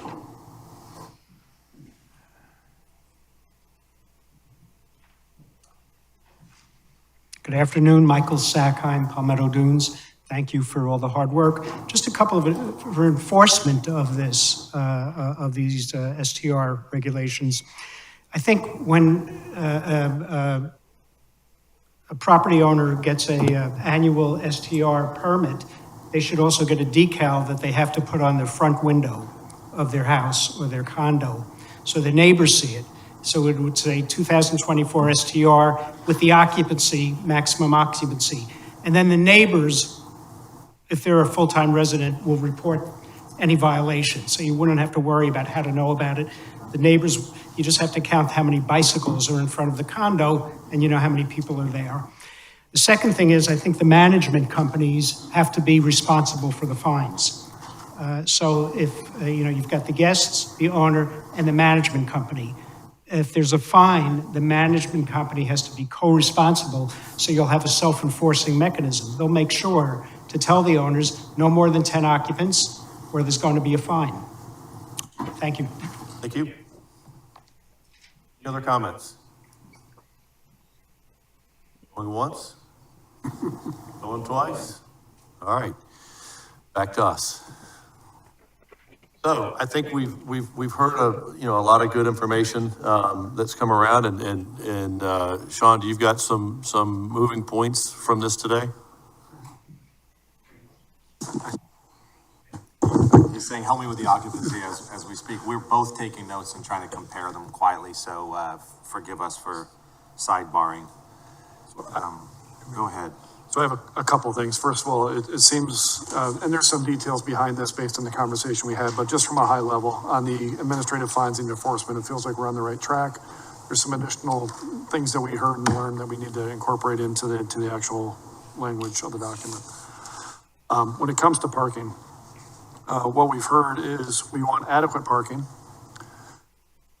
We've kicked around the idea of having a maximum number of parking spaces because we want adequate parking. We've heard from the public that they don't have 10 spaces on 10 bedroom and they don't want 10 spaces, and we'd probably agree. But we want to have adequate parking. We want to have some maximum. I think there then becomes a question of how do we count our parking? Do we count it by bedroom or by occupancy? Because we've heard both. And if it's by occupancy, then what's that number? We've heard 4 per car, and that seems to be a logical statement, but I think there's probably a little bit of a larger question about occupancy itself, and whether or not we seem to keep coming back to parking. So I guess there's a question, do we want to regulate occupancy as part of this? And if we do, it feels like we're in that right 2 plus 2 is where we at. I know there's an alternative proposal that I have noted here to support with some data to see what the impacts are, but on parking, just some clarification on maximums, and are we counting it right? Are we counting it by bedroom or occupancy? And then are we on the right track with occupancy? Got anything else? Yeah, can I take a shot as well? Mm-hmm. I'm sorry that Go ahead. It's a workshop. I've been taking some notes. Kim, I'm afraid to ask, but can you go back to a particular slide? Do you have the control now? I'd like to bring you to the short-term rental best practice considerations. Okay. So I think. I did once, but here, I got it. Go ahead. We have not talked, and nor have we recommended any particular restrictions on permit caps or location restrictions. Not today, not tomorrow. If this is our first real year in, Bob has been busy. He shared that data with you. I think what I'm taking away today is that town council would like us to proceed with this topic, with this ordinance amendment as a town code amendment. We know that the base year and some trends over time really is a high priority, and Heather Woolwine is sitting behind you shaking her head because I know that we can put that dashboard together with our GIS team. We need to make that information available. We have it internally. We need to make it quickly available externally, and especially more than just a presentation. So let us work on that. Are we hearing about parking properly though? Because we heard a good comment today. You know, Bob and team are gonna drive by a particular house and they're gonna check the permit to see what the occupancy is, to see how many cars could, should, or are allowed to be parked there. Or do we just say no more than 6 vehicles per short-term rental? And you put that on your application, you put that on your ad, and you put that on your booking, and it's the same rule behind the gates in Palmetto Dunes as it's now outside the gates. It's a question. That gets us away from some of this occupancy conversation a little more, where we say max 6 parking, not in right-of-way, not in buffer or setback unless you're in a driveway, right? Town court, or to at least explore it, figure out the costs. I can have that for you in a matter of days. It's just a matter of what's the latest and greatest town clerk of court salary grade range, and a couple of those. We have office space, there wouldn't be added cost. And we know that as we talk about municipal court, that short-term rental, fire rescue, a whole bunch of other, or parking, a whole bunch of other benefits would occur, at least from my perspective, my vantage point, as well as Mr. Bromage's vantage point. Enforcement penalties, definitely civil, more proactive. If they're not criminal and they're civil and we have a court, I know Mr. Bromage, our Director of Public Safety, and his team will be a lot more bullish on enforcement in that matter, rather than making things criminal with a process server in Ohio and putting that through someone else's court. Noise ordinance, we're gonna look at that. That should be boxed. It's currently in our code. More proactive and measured, and calibrate inside and outside the PUD is the same. So give us a moment on that. Fire safety, smoke alarms, carbon monoxide, all of those are already in. What's not in is a physical in-person annual inspection. Right, I have that right? A physical in-person annual inspection is not part of our current program. Could we make it one? Yes, we would have a person, whether it's current or future, one person inspecting 7,000 units a year. Do the math, per day, do we need more than one? Fees. I believe I heard scale by size, scale the cost of the fee by size. My asterisk was add an inspection fee, or just dump it into the permit cost. And then late fees. We do have late payers. We have issues. We're chasing it around. We're spending our time and money, and we're spending more time on that one, right, than we are on the one that we're spending more time on the late than we're spending on the time that's early and without issue. New units, immediate compliance. Existing 7,000 or so units, depending on who has a valid permit. Sometimes that 7,000 that we see on there could be 8,000 on any given Sunday, as they say, because the folks put their home on the market for a couple of weeks, make a little bit of money and take it off. And typically some of those in violation or not in compliance of our permit system and our permit program do not get a permit. We don't know if they have a smoke alarm. We don't know who they are. We don't know who their neighbors are. We don't know how many cars are parked there or if they're taking their trash out. So we are always chasing that to a degree. This business is always going to be, always will be, and is across the country a cat and mouse game, right? But the ones that we know, I think they're better, right? We do not have the data up on the screen that shows Sea Pines, Palmetto Dunes, and GovOS, and SeeClickFix, and calls to Bob on a Saturday. We just have some of that data because some people don't call us; they call the security guard in the planned unit development where they live because they know them and they want most of the time to be anonymous. So what I heard is effective January 26, but that and the one thing we didn't really talk about today that we talked about in the past, the permit number tracking back to the advertisement is something our public safety director needs, and we can simply just calibrate that in the admin. I think I captured a lot of it. What I didn't capture, and I didn't talk about just now, was occupancy, and I didn't talk about, Mr. Ames, I wasn't completely tracking because I knew you were taking notes. I was looking something else up, this plus or minus 3,600 square feet. That's much more restrictive than what we were trying to accomplish. And so I would like to hear some feedback on what I just said, but then also explore some of these buckets if we need to. Because, and I'm going to say this last, we want to get this done fast, but I don't want to go so fast we mess it up. Well, I appreciate that and in your note taking. I want to go back to what I said earlier is that what we put into place today can be adjusted tomorrow to be a little bit more stringent, but get us to a point where we're addressing something now versus nothing like we used to be. So any comments to what Mr. Orlando, Ms. Becker? So I just wanted to share with regard to the parking first, that I think I mentioned to other people at various times, a recent anecdotal story, personal story, is that in a series of 10-bedroom homes, 2 that were occupied had 18 vehicles in the driveway and in the garage. We know in the garage because they had to leave the garage open because they couldn't close the garage to make sure they could push them all close enough in so that only a small portion of them were hanging out into the street. So 10-bedroom homes need to have 10 parking spaces allotted to them. If you make it 6, I'm not sure how that works out because they're going to bring 10 anyway. Another quick story is it may work out fine for 4 per car when it's a family vacation, but when it's a golf outing with a bunch of guys, they bring their own cars. And so you can have a 5 or 6 bedroom home that will end up with 6 or 7 cars in the driveway, and I see it regularly. So it is a first-hand story to tell.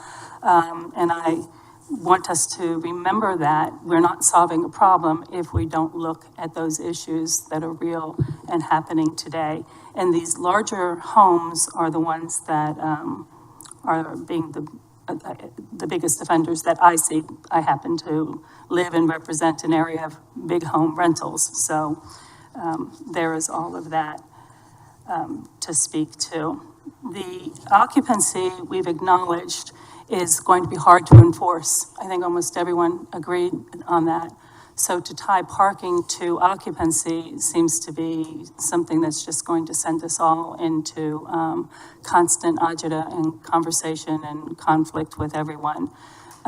So take the occupancy piece with regard to parking out. Relate the parking to the bedrooms, period. And again, I'll just say with regard to occupancy, across the board, and no matter how many times I've had this conversation, it becomes problematic. But it also is problematic. But it's also problematic when we start talking about noise and fire and safety concerns, which I think has to be our first and foremost piece to be looking at. And so I know it has to be part of the conversation. I just don't know how we manage it, and don't put something on the books that we know we can't enforce and then end up with something that folks are telling us we're not doing the job that we said we were going to do. So until we have a bigger conversation about occupancy and a way to actually enforce it, I'm worried about moving forward with that aspect of it. I don't want to set unreal expectations in the community, but it's definitely a problem. And the comment about you can count how many bicycles get delivered is absolutely true. One other thing with regard to signage and permit numbers, et cetera. I know we talked about this initially when we started the short-term rental permit program, and there was back and forth about whether or not each unit should have some sort of placard on it that has the permit. I still believe that it should. I think it's a fair and reasonable thing to do for everyone around to know what number permit and all the information that goes along with that when a report is being made. addresses are not always known. And so I would encourage us again to revisit that and make sure that we have thoroughly reviewed it and hopefully come to the conclusion that each building should have a permit number, or resident should have a permit number on there. And absolutely, we need a deadline for when folks need to be applying for their permit. And if they miss their deadline, there should be an escalating late fee. And if they miss a future deadline, maybe an ultimate deadline, then they just don't get their permit that year. So anyway, those are my 2 cents worth for the moment. Other comments? Mr. Mayor, first of all, I think we've been at this for over a year, and I'm ready to fish or cut bait, and I'm ready to catch the fish we have in front of us. And if we need to get bigger bait in the future, I'll go back fishing, but I'm ready to do it. I think we ought to move forward with the following, because I don't want to waste any more time studying and thinking and pricing a municipal court.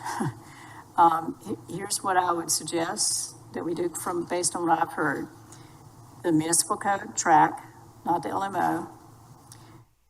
Second is civil penalties. I think you mentioned this, civil penalties, including some standards and revocation, suspension, increasing the fees based on the number of bedrooms as the staff has suggested.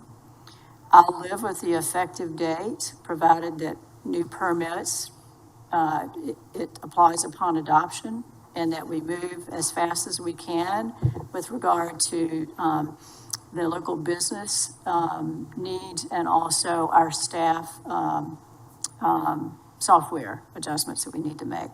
I think we need to move forward with the parking measure suggested by staff.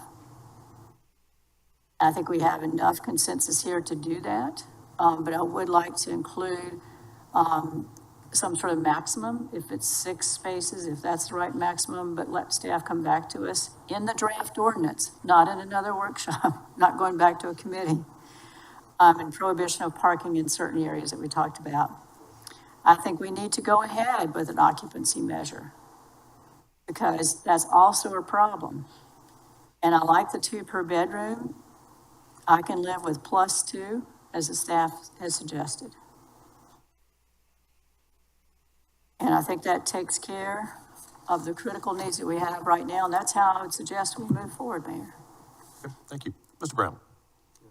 I guess I want to clarify, Councilman Bryson just brought up a point about the municipal court. By no means am I suggesting that we hold things up for the municipal court. I am highly suggesting that we move along the same fast track planning for the municipal court. We will soon be having budgetary discussions in January. If that's something that we're going to do, we need to be talking about it sooner than later. When I look back at the complaints, 40% of the complaints are coming around the topic of parking. So I feel like we're definitely on the right track here with something that we can obviously enforce. So I am ready to move along with that. I agree with coming back with some type of maximum for the parking. And as far as the occupancy is concerned, to me, that's more of a marketing of expectation than it is us being able to enforce it, okay? So I just want us to be mindful that I think that's an important component as we're moving forward. We're not marketing that this is the Wild Wild West. We're marketing that this is very quality experience here on Hilton Head. So that's where I am, Mr. Mayor. Okay, thank you. Anybody else?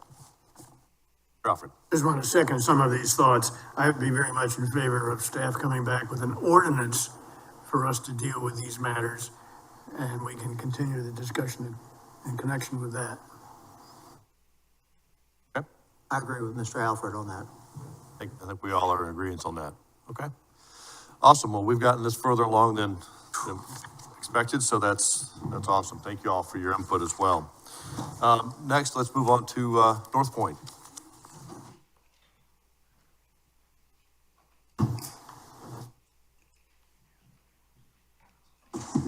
So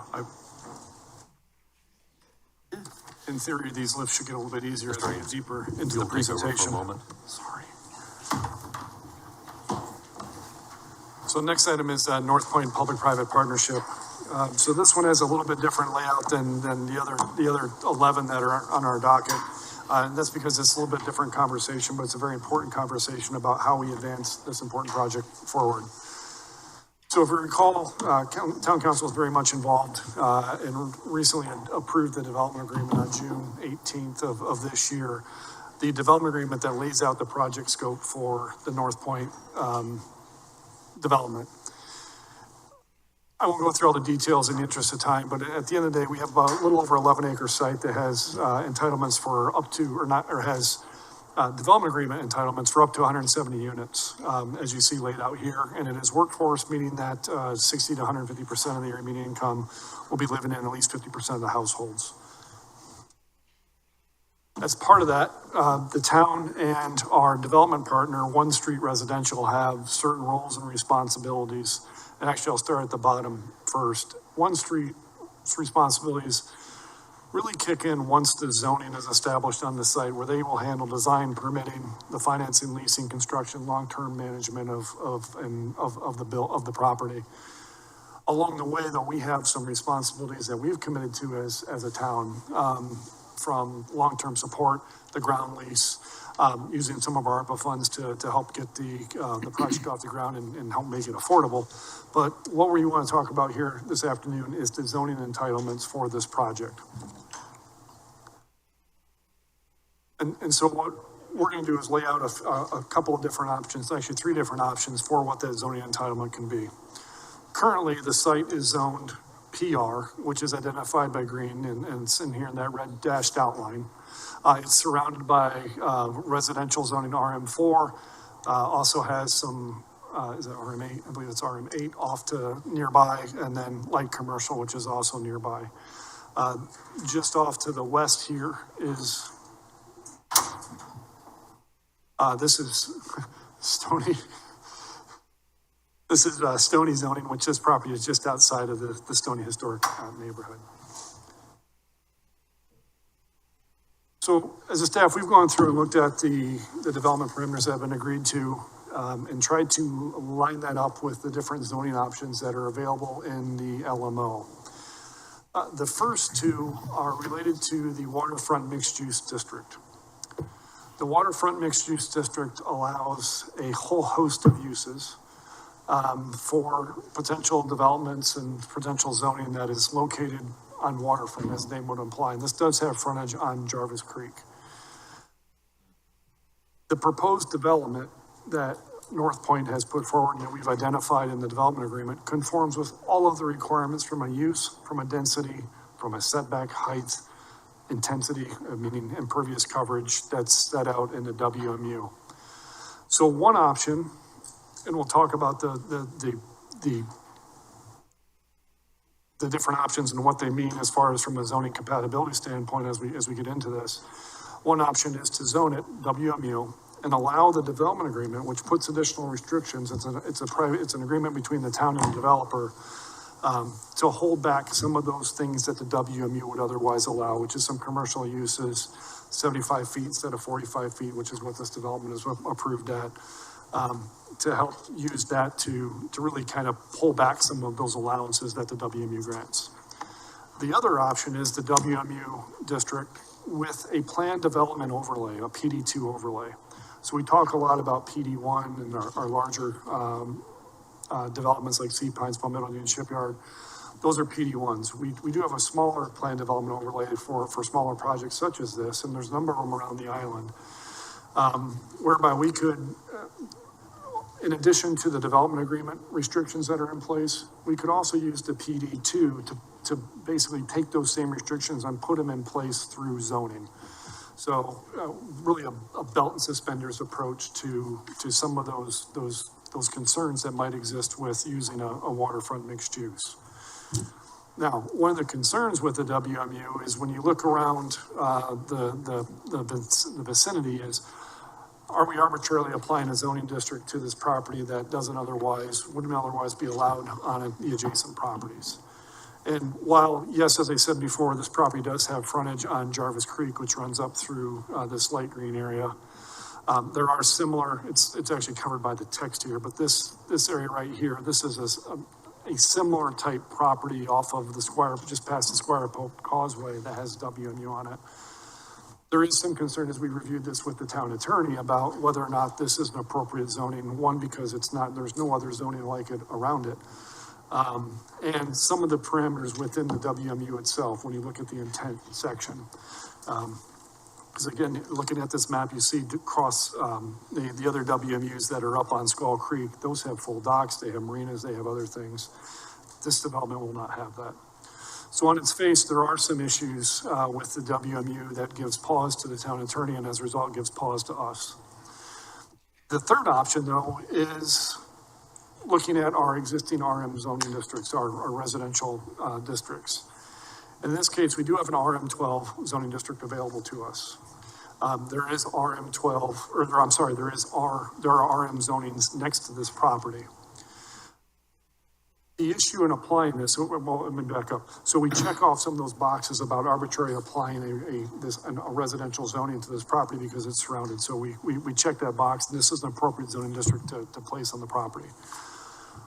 Where the RM12 falls short that the WMU carried us across the line with was on some of those development standards. We've committed to a project that really will pencil out to just under 15 dwelling units per acre. We've also, the development intensity of having 15 units per acre requires more than a 35% impervious coverage that is only allowed in the RM12. But this is a workforce housing project, and the workforce housing zoning that we have allows certain incentives, certain bonuses, certain relief of some development standards by incorporating workforce housing into the project. So we could apply the RM12, and then to solve for those two areas where we aren't compatible, we could amend the workforce housing program to provide for a 25% density bonus, so take that 12 to 15, and then also increase the impervious coverage from 35 to 50. And then we also would recommend to have some additional language in there, as we do with the RM4 that's in the workforce housing chapter, that has to have frontage on a major arterial and a minimum lot size of 5 acres. What that has the effect of doing is if we were to apply this, because it wouldn't apply just to, even with those restrictions, would not just apply to Northpoint. We also have heard from council, we don't want this necessarily to apply just to Northpoint. We want this to be something that fits within our zoning districts as much as we can. What that would do is allow, there are three other sites that are zoned RM12 currently. These are not greenfield sites, these are built sites. One is Sandalwood Terrace, which is actually already an affordable housing project because it's a Beaufort Housing Authority project. Next to that is the Oaks Villas, which is not an affordable housing project, but is really a naturally occurring affordable housing in the sense of what those homes or what those villas sell for. And the other is the Palmetto Bay Villas, which in its whole exceeds 5 acres.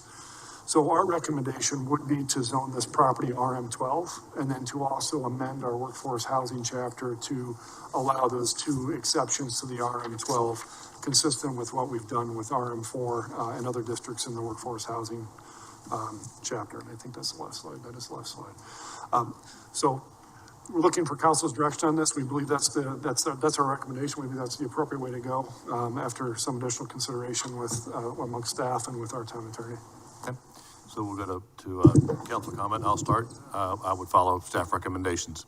Mr. Brown.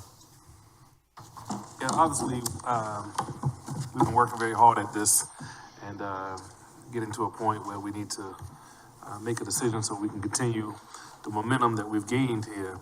I'm in favor of the RM12 and trying to tweak that to help our project. I also want us to keep in mind that we have made some changes to our LMO over time to try to encourage the development of workforce housing, and we haven't seen any traction on those, okay? So I think in a sense we are sort of creating a model to a degree as to what works so that the project can pencil so that folks are, encouraged to do so.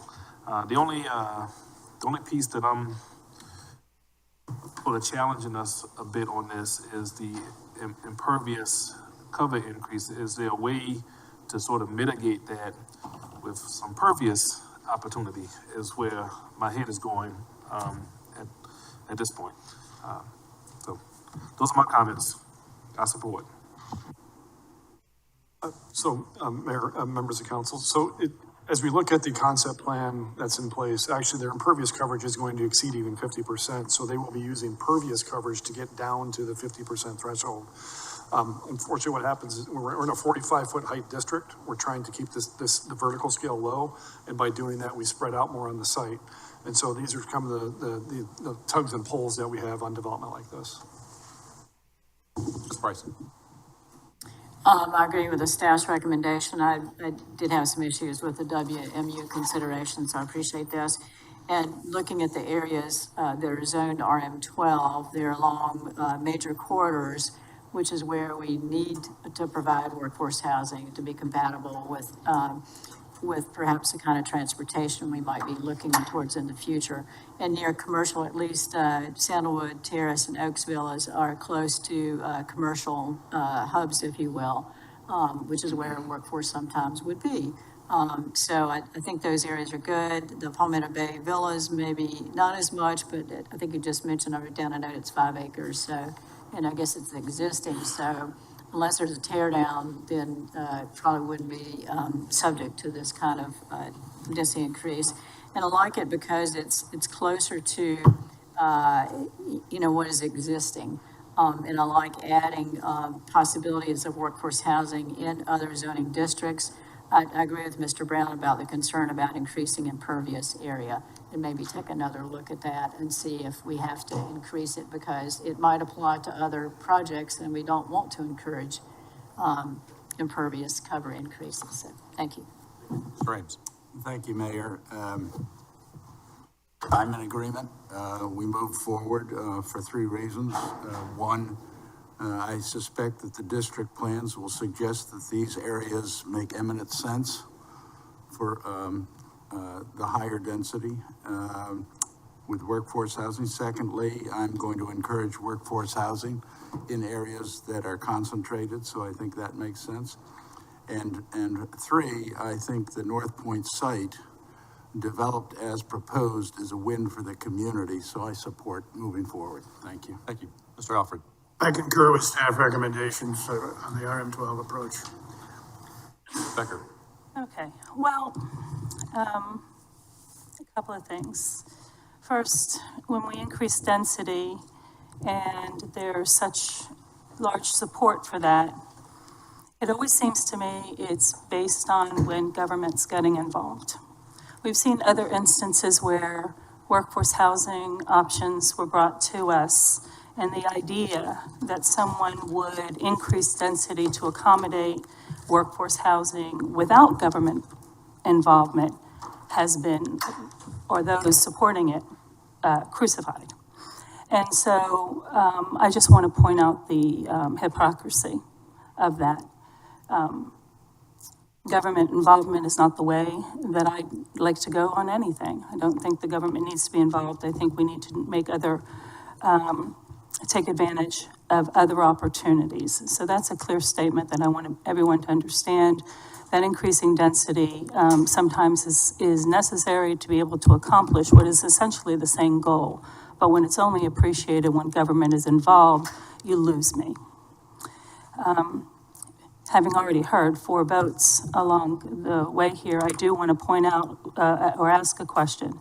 You've mentioned Sandalwood Terrace, Oak Villas, the Oaks Villas, and Palmetto Villas as the only RM12 districts where this would apply, or areas where this would apply. Just those 3 areas. Is that correct? Okay. So what I would say with regard to that is Sandalwood Terrace is a known entity, so not as bothered by that being brought into this new zone. And the Oaks Villa, I do have an issue with. those are people not just who are necessarily workforce, but it's a lovely area, and anyone may want to live there and purchase. And so I hope this is well documented to make sure that people, when purchasing, will know exactly the ramifications of this zoning option on what they've just bought. Unlike in other areas, when we made changes with regard to like RM4, when it wasn't well publicized, that if you have over a certain number of acres, and it happens twice, you can up the density, and folks have not always been aware of that. And then a question, would it be, with regard to Palmetto Villas, would it be fair and reasonable since to rezone that area out of RM12? So in none of, in the other properties that are zoned RM12, we are not changing the zoning from RM12. We are simply amending the workforce housing provisions so that in the RM12 district, if someone were to choose to come and make an application and want to create workforce housing, they would have the ability to do that. They would have the ability to do that anyway without making these changes. But doing so gives them the benefit of some density and impervious coverage benefits. So Right. but we are not changing the zoning on any of these properties. No, understood. But because that becomes an option, and because that's an area where I'm not sure that there's, what I'm asking is, can we take these provisions, additional provisions with density bonuses, et cetera, out of that particular area so that they aren't, that's not an option there. So that's what I'm asking to have done, quite honestly. I'm just asking that we take those provisions with regard to the density bonus and the increase in impervious out of the Palmetto Villas location. And I would ask town council for some guidance on that, because as we're rezoning this, the other one would be arguably potentially a downzoning, and so there's some particular elements that we need to do some studies on to make sure that we're. Right, well, it's just my suggestion, and so we can talk about it later after that's been done. And then I'm also going to make a comment with regard to the increase in the impervious coverage. We just had a conversation just recently about the issues that we have with flooding and drainage and the like, and an overbuilt environment, utilizing more land and leaving less land in its natural state, and increasing impervious from 35 to 50 counters, everything that we said we wanted to do just the other day in the public planning meeting. So those who attended that meeting know that conversation. And so again, here we are doing something that goes counter to what we just agreed was something that was important to us and we didn't want to see any more of. So those are my comments. Mr. Sanford. Thank you. First of all, we are well down the road on Northpoint. We've already approved the project, at least in concept. We've approved the development agreement. One of the sole obligations of the town is to get the property zoned appropriately. I think that the staff has made an excellent job, an excellent presentation in showing how different zoning applications could be used here. The first two would run into an area of spot zoning, which we want to avoid. And I think that the RM12 with a density bonus, which is something that we approved several years ago, makes compelling sense, so I support it. Thank you. Any public comments? Yes, sir.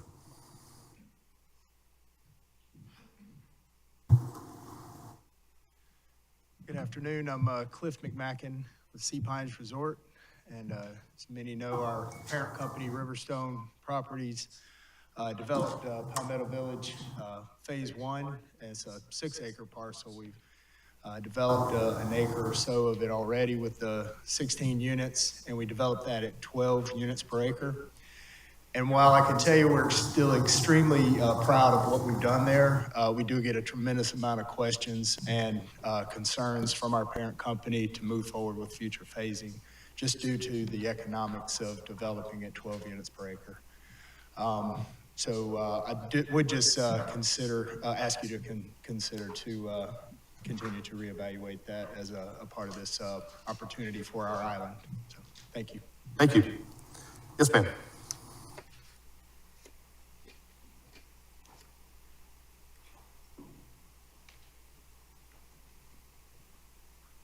Hi, Ellen Whaley. I'm on the Planning Commission. I'm not sitting here. Comments have nothing to do with my role in the Planning Commission.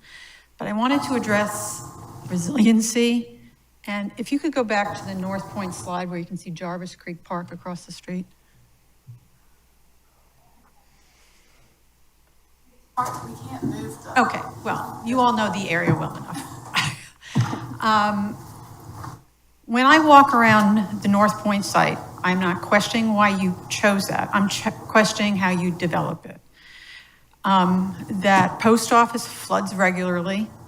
I have walked around that property. I see after a very big, especially after, what was it, Debbie? I don't remember that last storm. That was like a pond over there. I also am not an expert in, but have been made aware that that whole Jarvis Creek aquifer infrastructure is where we manage the flooding on the island. So what I'd urge you to do is, whether you call it RM12 or come up with RM14, whatever, when I saw bumping 35 to 50% impervious, my radar went up. I don't know if you can deal with that property with a whole new zoning category rather than monkey around with RM12 and, you know, this workforce housing thing, which is, decision's been made, you're going to do it. Don't have an issue with it. But I think if you're going to be resilient, that area, you got Jarvis Creek across the street, you got those aquifers running there. I don't know how you build it so you have more impervious space and not impact those other things that I've seen happening on the island. So I'd urge you to reconsider or slow down. I know you have a contract, but you want to do it right. You know, you don't want to be sitting here in a year and a half after the first foundation's going in there. We have a Debbie or a Matthew, and you're really floating boats over there. So if you did do all that engineering study, and you know you already can bump it from 35 to 50% with negligible or manageable results, then let's hear about it. But I just hear it's 35 to 50%, so we can zone it to the contract. I think that's backwards. I think you have to manage the zoning to the realities of the physical infrastructure of the island, and I'm not hearing that. If you did that, please share it with us. I just didn't hear it. Thank you. Thank you. Other comments? All right, seeing none, we'll bring it back. Never mind, hang on. Sorry. I wasn't going to say anything. Daniel Anthony, Jonesville is where I live. Mark, we've talked about this a lot, okay? I don't know where I'm at with this thing still. I agree, the infrastructure, I'm really nervous that the infrastructure is not there for this. I think the flooding is going to be an issue. I'm also worried about the traffic, especially with you bring all these people into this place, right? And I understand the point of it, but these families are going to have children. Those children are going to need to go to school. And that puts the children going across Gumtree Road, which is already bad, and it creates a safety issue there for those kids getting back and forth to school, all right? Not to mention the traffic jam that they're going to have. Now, you're saying that your workforce housing and stuff, and I brought this point up to you before. If this is workforce housing, that's what you're shooting for, this development is on the westbound lane going off island. All these individuals living there are going to go south. It's going to congest Gumtree Road, and they're going to jump out to Spanish Wells and congest Spanish Wells even more. All right. I understand what you're doing with the project, and you're trying to get the workforce in there, but we also got another 238 units coming in at Wright's Place. okay, on the north end. All right, everything's getting piled up into Ward 1. I made that statement before. You know, that red flags me. That's the last place on this island that we got the character and uniqueness that we all love about this island. And we are selling it down the river. So just be careful when you're planning. Look at those negative impacts first before you go forward. All right, thank you. Pascal, any other comments? All right, we'll bring it back to us. Well, I think you've gotten your directive from council on there. So Sean, Missy, if you'll continue on with number 3, single family mass scale and parking.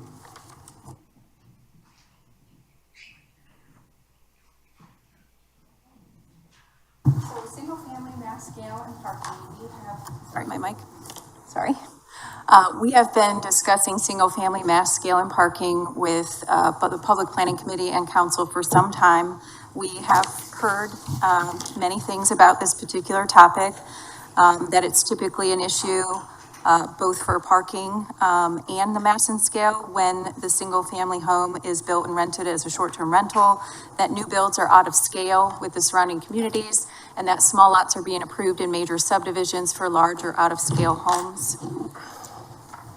Some of the key issues that we've identified is that new houses are out of scale with existing neighborhoods.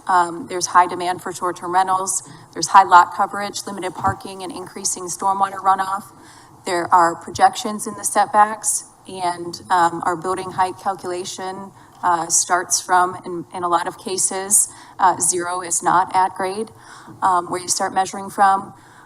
There are lack of limits on fill that's permitted to be placed on single-family lots. We have higher occupancy short-term rentals that tend to have spillover parking. Larger homes cover more of the lot that limits the space available for parking, and that we need to balance providing adequate space for parking with lot coverage. Now on this topic, plus commercial structures, mass and scale and subdivision, we have questions for council along with what we've heard.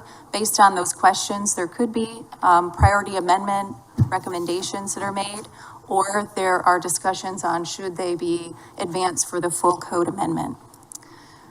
So some of the questions for council on the priority side are, should we reduce our building height and or change how building height is calculated? Currently, our height is measured from pre-development grade for residential. That's at 13 feet above mean sea level, or instead of pre-development grade, whichever's higher. Or should this be calculated island-wide based on our zoning districts, location, lot size, or context of the neighborhood? As a priority amendment, should we limit our allowed projections or encroachments within their setbacks? And that would maintain building separation along established setback lines. I do have an example of that setback encroachment table. You can see on this slide, we do allow encroachments into our setbacks for fences and open balconies, roof eaves, awnings, bay windows, and other things. Some encroachments can extend up to 5 feet in any setback. Others encroach at different variables, but those are our existing allowances in the code. We've heard from council that we do need changes to apply to existing subdivisions. That didn't apply to you, does it? That's right. That current building heights are too high, that we need to have more light, air, and separation between units. We need to increase our setbacks within single-family lots and establish minimum lot sizes.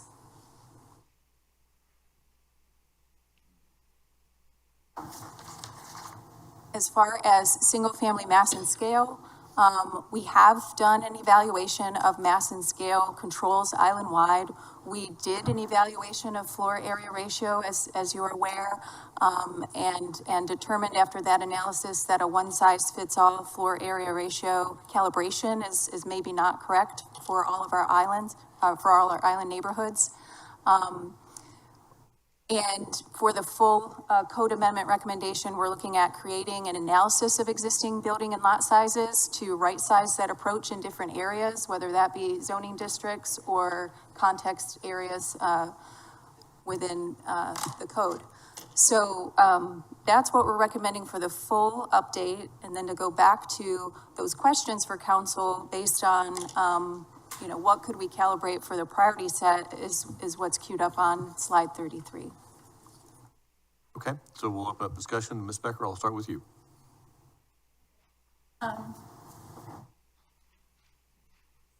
Well, I'll start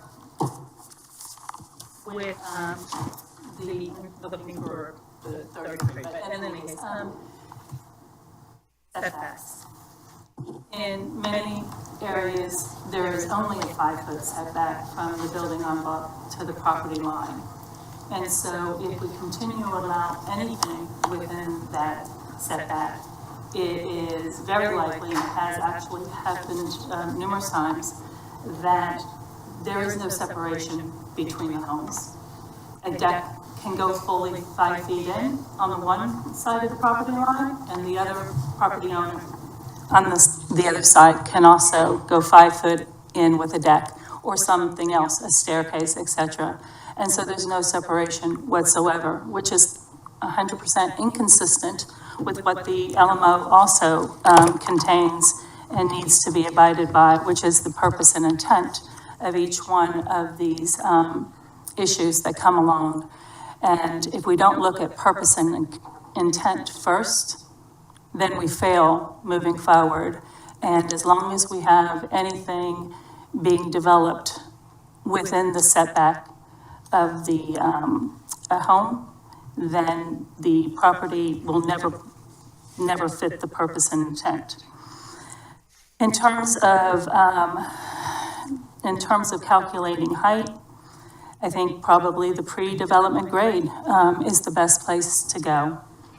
Otherwise, if you have a limitation of 45 or 35 and you're in a flood zone and you're not above that 13 feet naturally, you are not really at 35 or 45, you're at something far greater, and we're seeing that increasingly. So if you're starting at 7, you're going to add an additional 6, so you're at 51 or better in a 45 foot height zone.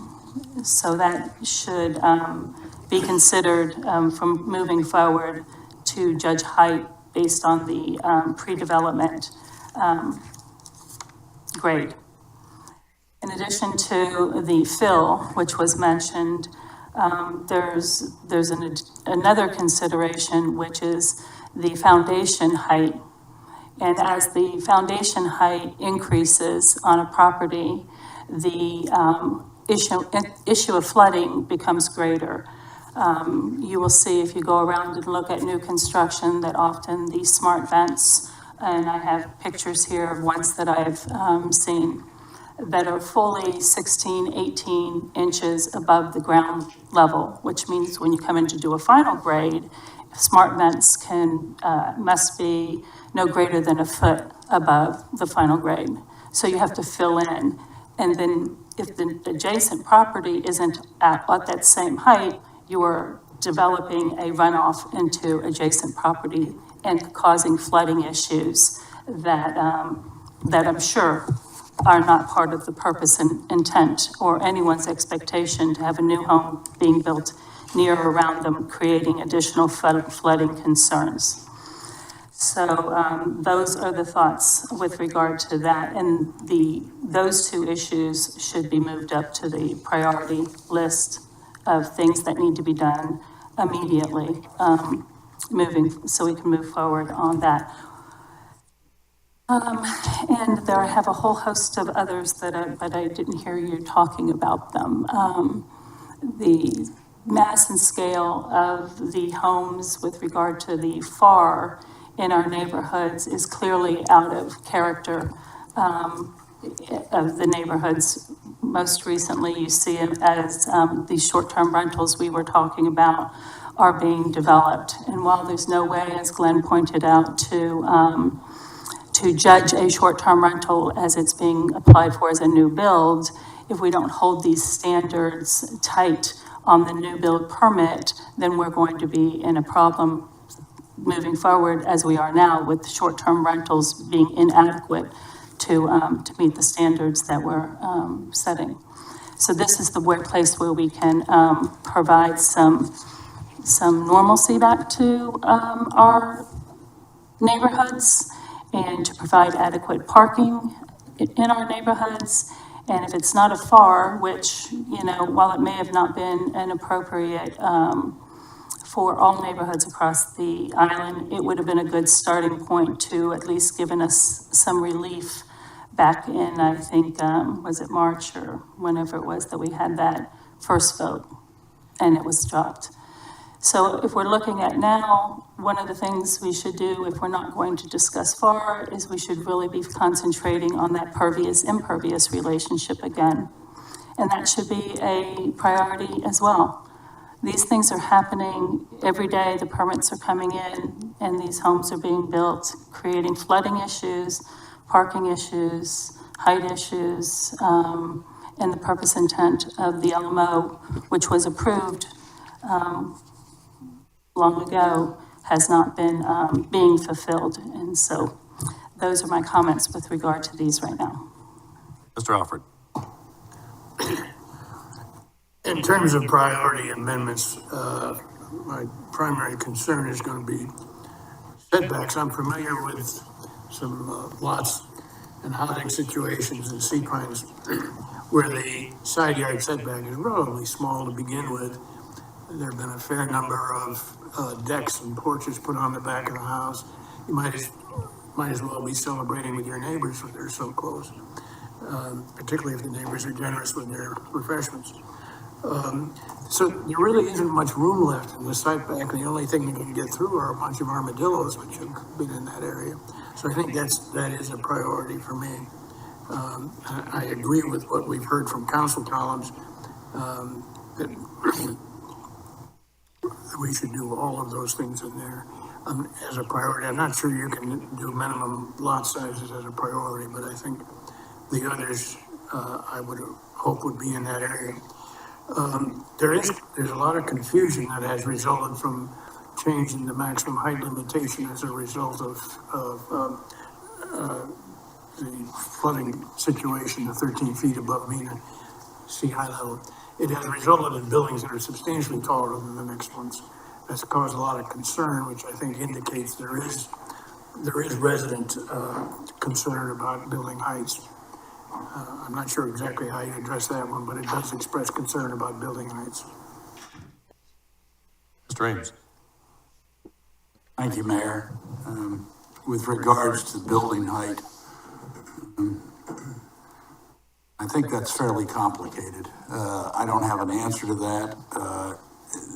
It probably does have a lot to do with district planning, because some areas are going to have a different character than other areas, and so we want to protect certain situations. I think that the scale in North Forest Beach, in Bradley Circle, is an issue that we have to address. I don't have an answer today. My reflex is to limit it to 45 feet as a mass. So if you're going to have a foundation that, or a first floor that accommodates automobiles, then that's a part of the mass. So I'm not sure it's that simple, but that's a direction I would head. As far as the setbacks are concerned, I think we've lost touch with why they were in there in the first place. We were trying to maintain some vestige of natural vegetation and separation between houses for privacy.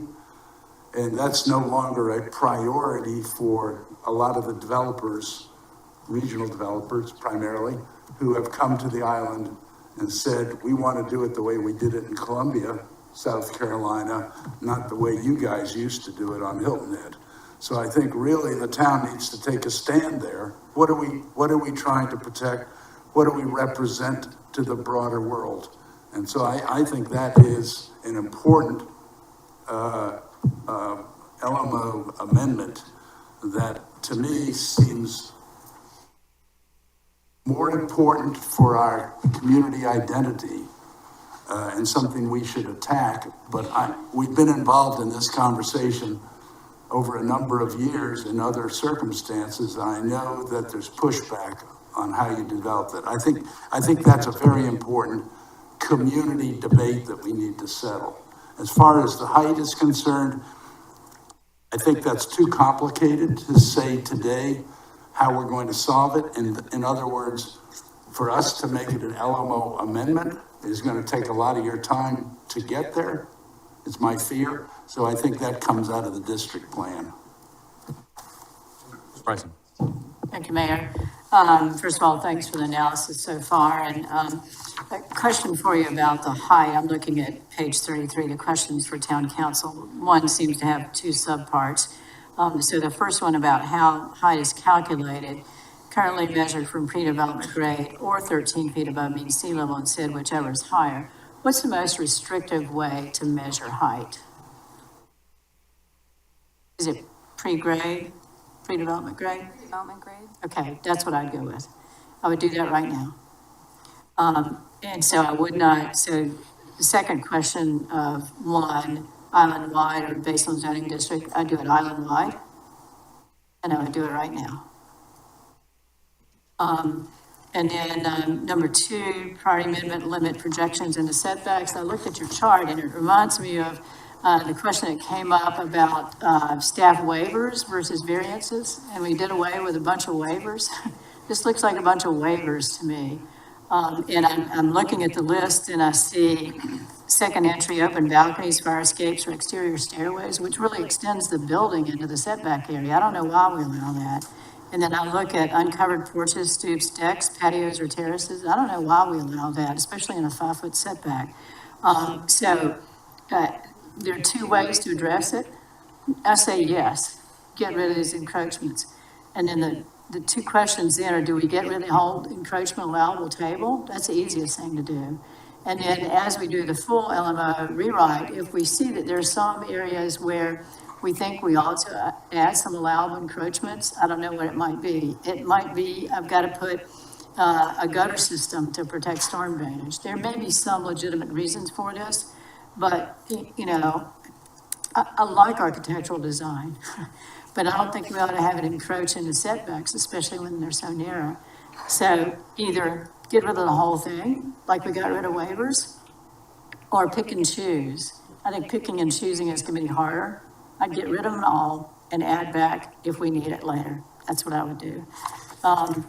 Then with regard to, back on page 33, we heard from town council, some of that list relates to either subdivision regulations or to future district zoning. The current building heights are too high. I dealt with that by my simple calculation, go to the most restrictive. The others increase the setbacks, maybe yes. I think that's subdivision regulations, which we're going to talk about in a minute. Minimum lot sizes, I think that's also subdivision regulations, and it may vary by the area. I don't know whether we can solve that right now.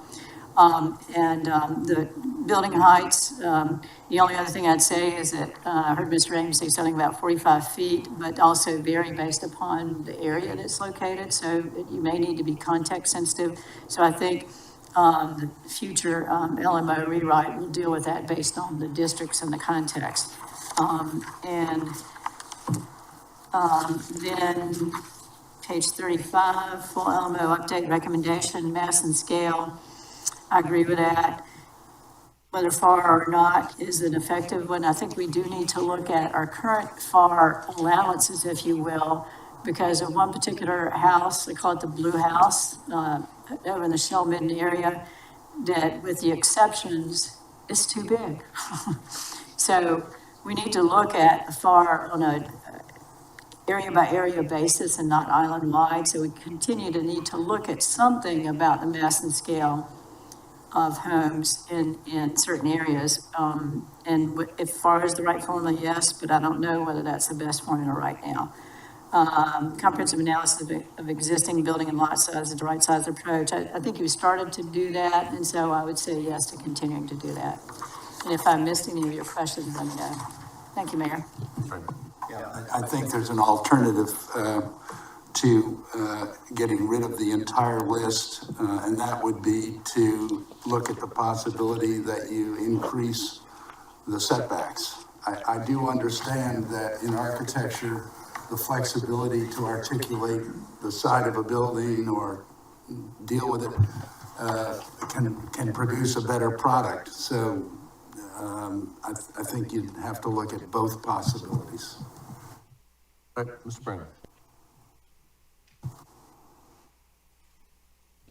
Go answer the questions on page 33. Okay.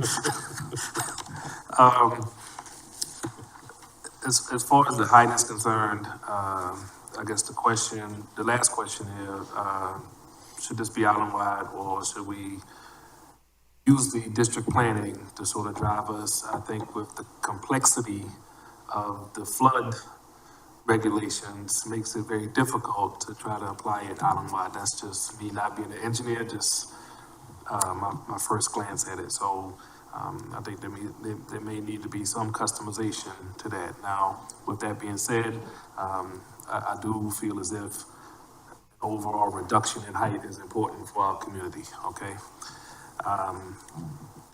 As far as the setbacks are concerned, I just want to remind us all that as we look at recommendations that came out of the Gullah Geechee Task Force, setbacks were a concern, and we initiated family compound, family subdivisions to deal with setbacks, okay? So I'm making sure that there's some type of exemption or special exception as we're having these discussions. Again, I'm not looking for a blanket approach on that. Okay. Becky, you got something you wanted to add real quick? Just real quick, yes. So even if you had an island-wide approach to measuring height at pre-development grade, you still have to abide by the flood regulations. So you still have the 13-foot requirements. So if your grade is, again, using the example of 7, you still have 5 feet before you can start your first floor.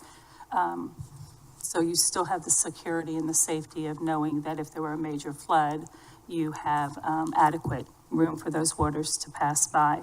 Is one thing that I wanted to just make sure that that was understood, and I'm assuming I stated that correctly.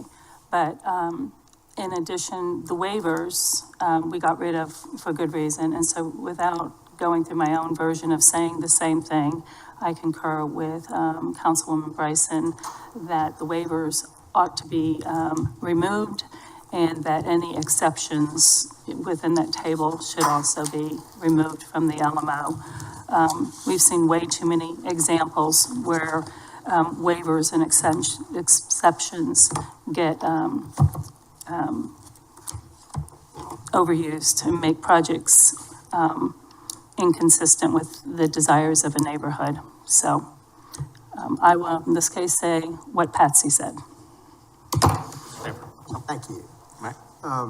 With reference to the height calculation, I'm inclined to think that that is not a priority item. I think it's a complicated item that needs to be dealt with a great deal of thought.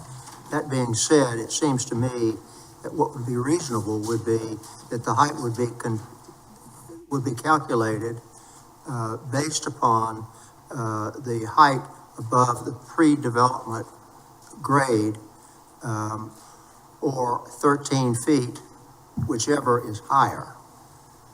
Get it above that 13 feet, and then you calculate it from the pre-development grade thereafter. But I think that could be delayed till later. I do think that those height restrictions should be considered zoning district by zoning district. But again, I think that is a long-term calculation. With reference to projections into setbacks, I relate back to my days on the BZA when we had someone who wanted to put in an air conditioning unit, and they couldn't put in an air conditioning unit because it projected over the building setback line. You get into unreasonable restrictions when that happens, but I think it needs to be studied. The priority item in my mind has to do with minimum lot sizes or shapes. I think of the cookie cutter elements. There's one that exists over on Marshland Road where you have tall houses that are right next to each other on very narrow lots. That's an abuse of the whole idea of island character. So that has to do with shape of the lot, as well as the setback lines and the buffer lines on that lot. So that needs to be studied very carefully, and that is something that is, to me, a priority item, so that we can avoid those so-called cookie cutter items moving forward. Thank you. Mark, you had something you were going to say? I was just going to ask for some clarification about the waivers. The waivers have been eliminated from the LMO a couple years ago. I don't know how far back. It feels like more than a couple years ago. But those, just for clarity, those waivers that staff was allowed to do rather than a Board of Zoning Appeals variance application have been eliminated from the code. Mayor, I mentioned that, I brought it up in comparison. I know they've been removed, but I've heard it a couple times. Same thing. I know that we've removed them and they were recently, and that was a good thing. Yes. To get to public comment, I agree with what Mr. Ames had said. Public comment? Anthony?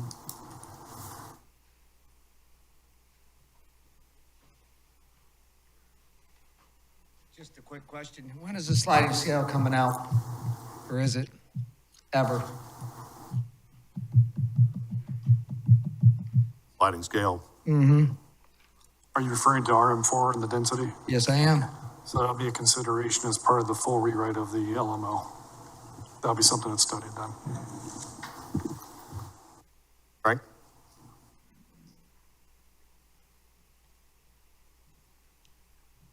Frank Bay would like to reinforce a comment made by Mrs. Becker. And mass and scale has other dimensions beside height and that sort of thing. Mass and scale involves water runoff. I'm familiar with a person who had a house built next to them. It was built in probably too much soil. A big house. It's not high, but it's covers a lot of ground. And then this person put in an impervious driveway. It's about as big as a runway. And then put a putting green in back that's impervious, and then removed all the shrubbery in back. So a lake forms every time it rains. And it's a sea pine. CSI is working on it. It's not, they're not solving it, even though they keep on digging up things and putting up things. But I think impervious surfaces, maybe we should look at driveways that are an acre big, and they should be pervious. Maybe we should have barrels that capture water in certain conditions or so. But I think water runoff is a big problem that is more complicated than meets the eye and needs to be dealt with over time more than it has now. Thank you, Ms. Becker. Well, thank you. I appreciate the kind words. Thank you, Frank. Other comments?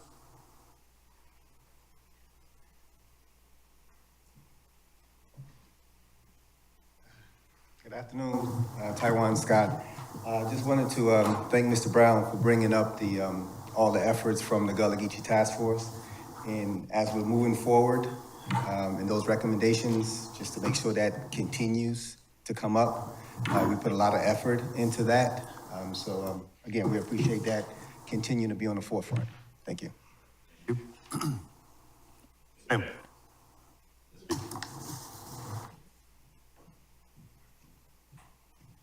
Thank you, Mr. Perry. Thank you, Town Council. Mr. Ames, thank you very much for calling out Forest Beach with what's going on with mass and scale in our neighborhoods. We have massive fire escapes, I guess, into the abutments and in setbacks. We have buildings that are built end to end. The character of Forest Beach has changed significantly and not necessarily for the better. So we appreciate you taking the time to talk about this and understand what's going on in our neighborhood. Thank you. Thank you. Other comments? All right, seeing none. John, you got your direction? Okay. Mayor, just for clarity, Sean said yes, but I would like to add a layer to that. Sean, what is the clarity? Thank you for the Mayor. I'm sorry, it's random is the answer. Well, I'm going to jump in for a sec because we are dealing with big houses, little lots, zoning that went from 4 and 5 an acre to more than 4 and 5 an acre, and people are still maxing out the same house size on the smaller lot size with less area for parking and a pervious impervious ratio that fails our expectation. And then you've got the runoff from the roof going into the neighbor's yard. Like, we all know what the issue is, but this is the hardest element of our whole item to figure out, plus the next topic. This is actually harder because Sea Pines is different than Singleton. Some of these neighborhoods are already built out. Mr. Anthony talks about his neighborhood and the subdivision next to it. There is not one size fits all. We as a staff struggle with floor area ratio because smart architects are smarter than all of us to figure out how to get and maximize all the square footage in a floor area ratio. We can get rid of the sliding scale. I've never seen it, don't want to see it as soon as possible. But if we don't figure out what 45 feet is, and we don't figure out what a side yard setback is or a back setback and buffer is, and that your air conditioner unit shouldn't be in there unless there's a good reason through Board of Zoning Appeals to put it in there, we're right back to zero. So what I did not hear today, a commonality of write the code, this is what we want, with the one exception, reestablish our setbacks. Right now they're 3 feet.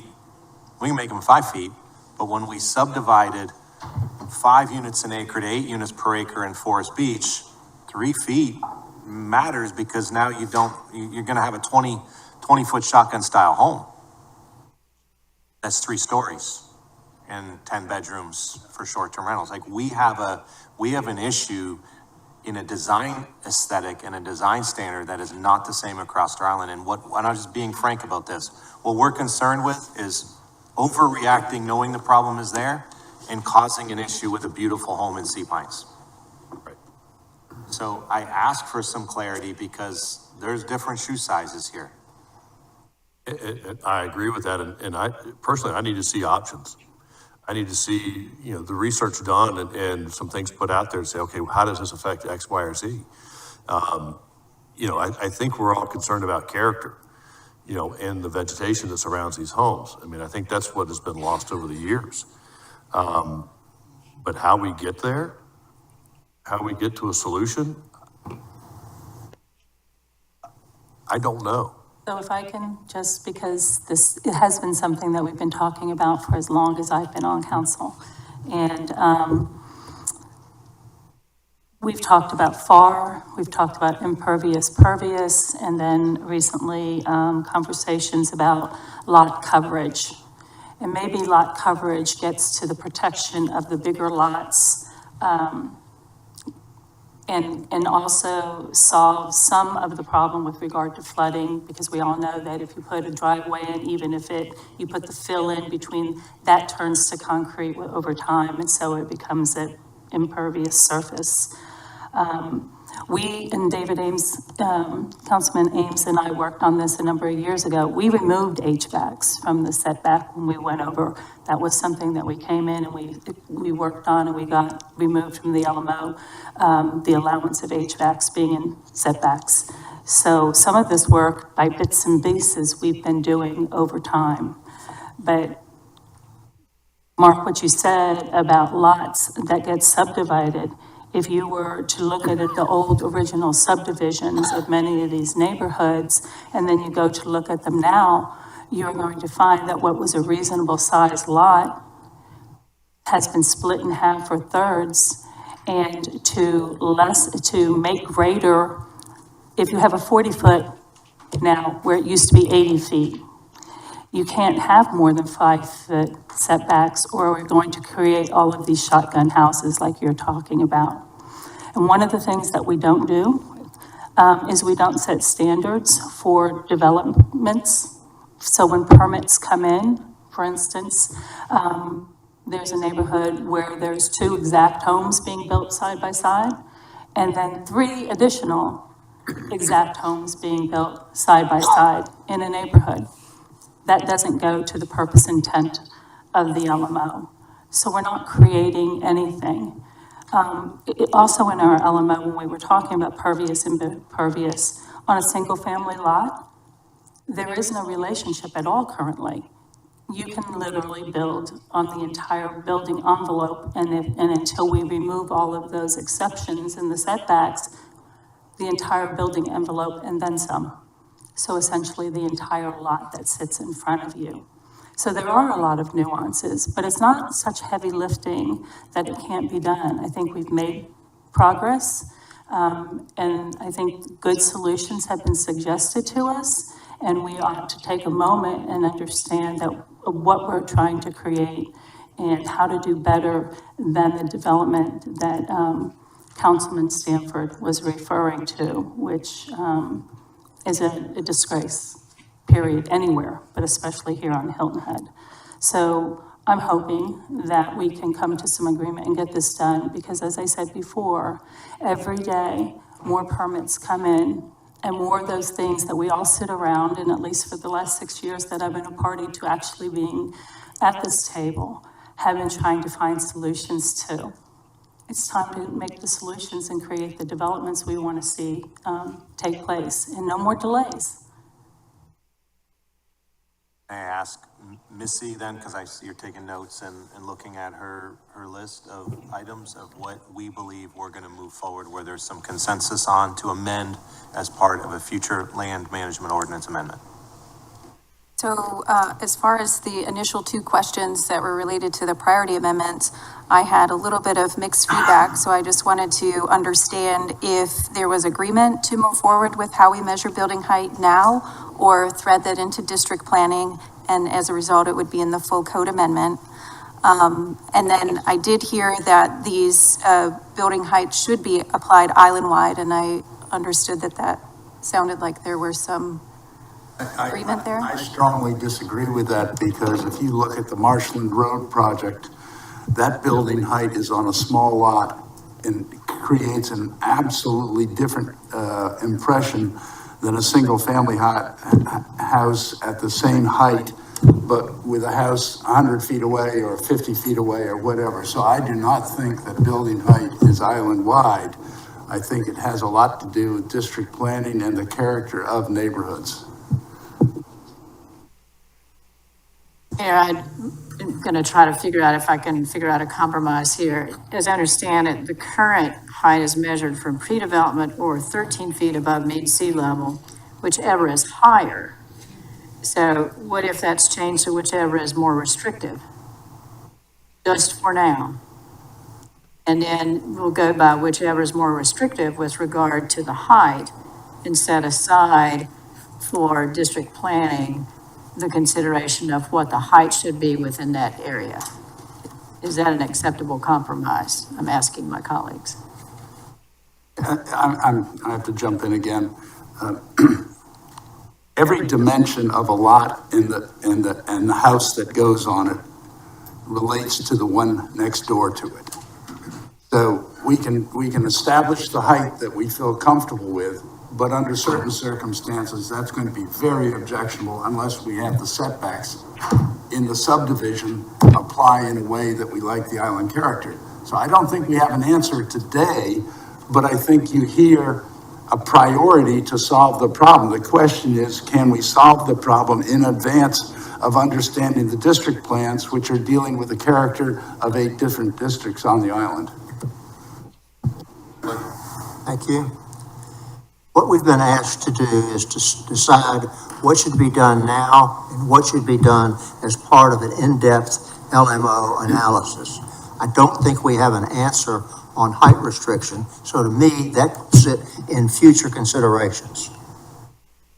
Sorry that you get a number of different points of view, but you all have been living with us for a long time, and you know you're always going to get that. For the record, I am not complaining. I'm just trying to find some commonality. I think that, well, one, we're going to go back and compare some notes and bring forward some issues or some case study solutions on these issues. Height, setback, parking, house size, larger lot, smaller lot. Give us a minute. This will not expedite as fast as short-term rentals. Okay. No, you know, this is really going to be addressed in the subdivision, right? That's where we can really make the change. We're talking about our next door neighbor that has the same lot size? Can they build the same house? You know, that's where we're trying to answer here, or not build the same house. So really the issues that were, the bigger issue, as those new developments come on, that's where a lot of this can be addressed and resolved in a more equitable way than this. This is a challenge. How about the setback projections? I need What do you have more on that, information. Missy? With setbacks? No, I'm just, in terms of, sorry. No, the setbacks, I'm good with adding the setbacks as long as it doesn't create that narrow, you know, what's the unintended consequence? And that's where I need some more information. I was just asking Missy what she had as notes for compromise. I had on the setback encroachment, possibly limiting those, that there was at least 4 members of council that supported that. If that sounds fair. That's the way I counted it too. So. And then deciding about what width should be where on setbacks later. Sorry, can you repeat that?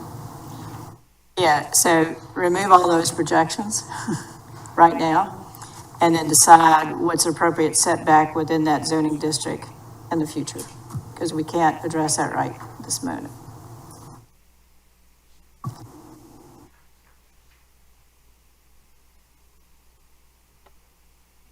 And to that point, just so I can add this so it doesn't keep rumbling around my head, but to that point, a lot of existing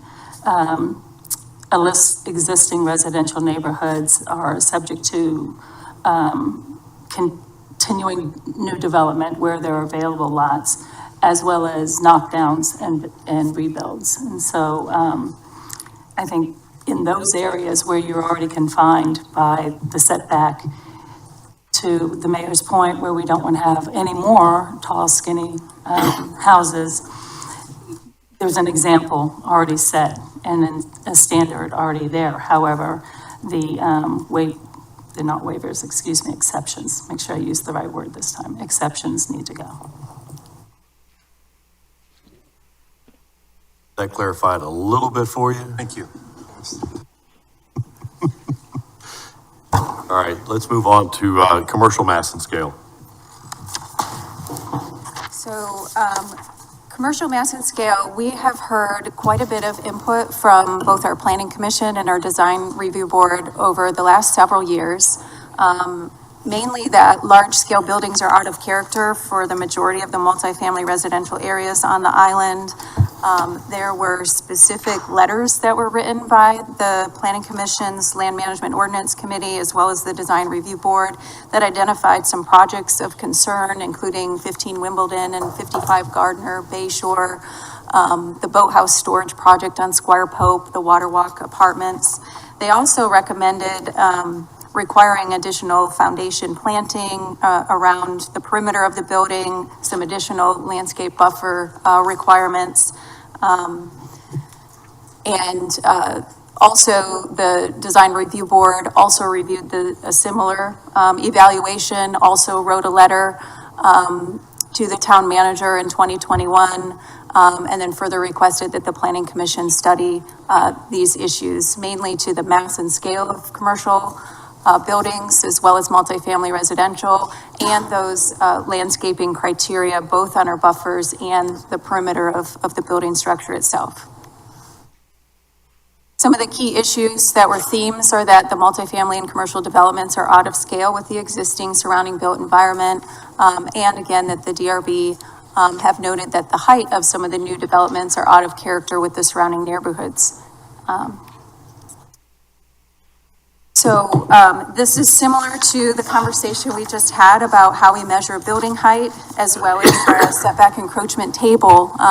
The difference in question number 1 is that for non-residential, we measure from pre-development grade, or 11 feet above mean sea level. So for residential, it's 13 feet. For commercial, it's 11.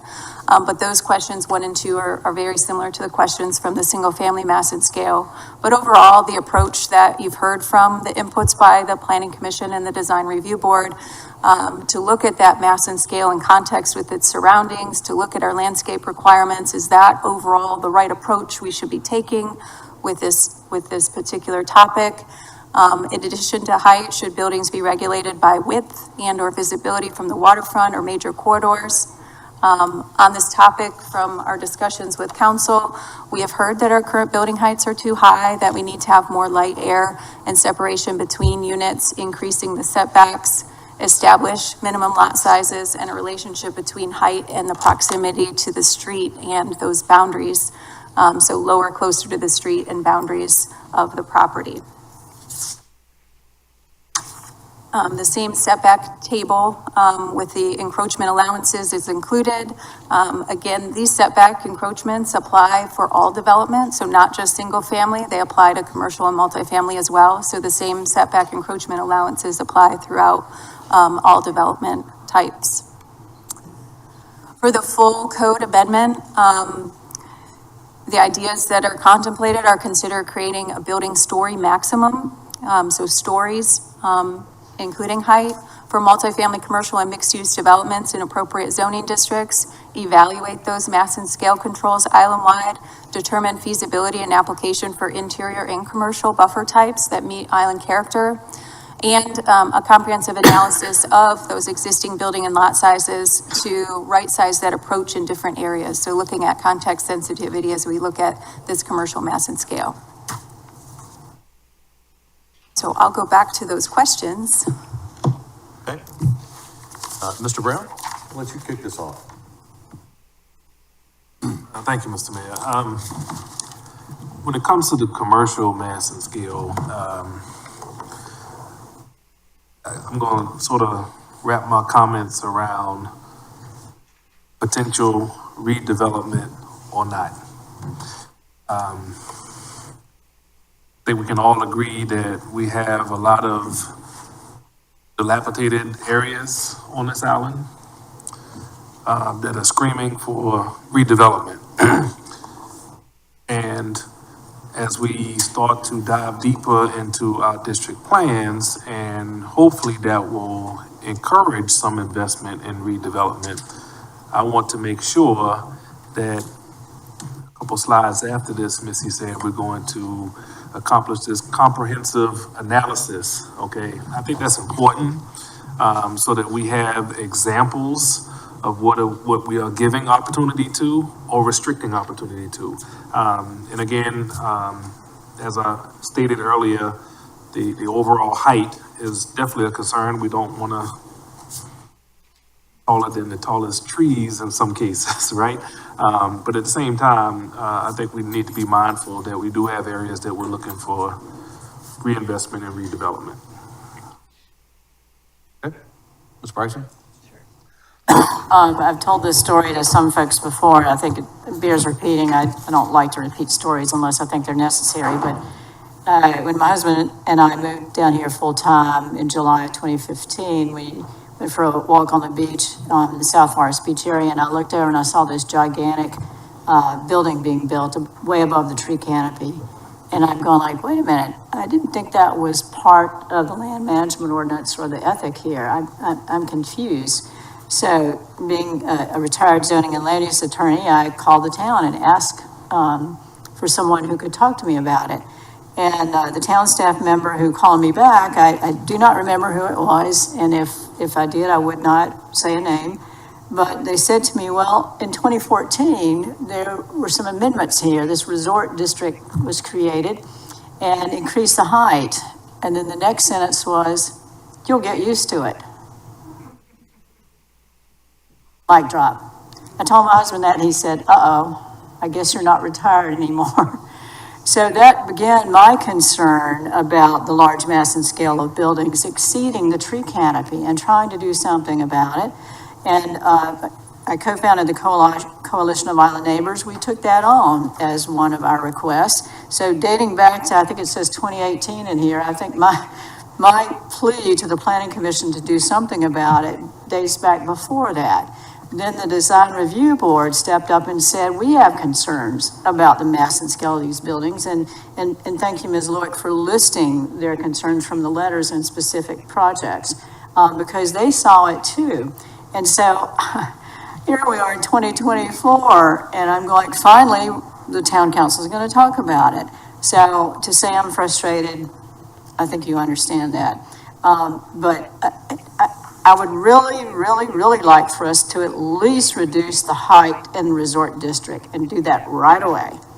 And we've talked about projections here. I would again get rid of the projections list for now and do the same thing I suggested on the single family buildings. And the other thing I would do is look at the resort district, because there's also some way of increasing the height above, I think it's 75 feet.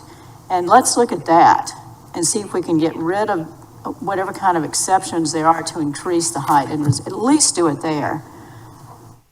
That's my plea, Mr. Mayor. Thank you. Mr. Ames. Thank you, Mayor. I think we can dramatically improve what we have in our LMO at this time. Clearly, when we create 6-story buildings, cheek to jowl, we aren't getting what we intended early on. So besides the height of trees, which I think should always be a marker, we also have to consider those setbacks between buildings. So I am in favor of moving forward with a reduction on the number of floors that can be built in a commercial building. What we have today is a 75-foot height limit above flood elevation.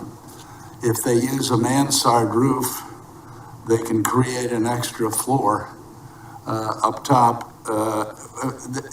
An architect and a capitalized developer is going to be able to finesse our codes unless we are clear what our intent is.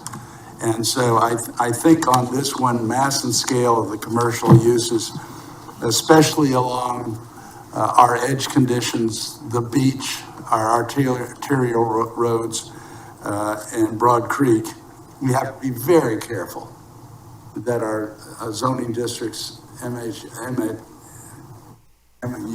Marsh mixed use, especially, and then the resorts. So I think this is an issue we need to move forward. Having said that, it's more complicated and it relates to the district planning as well.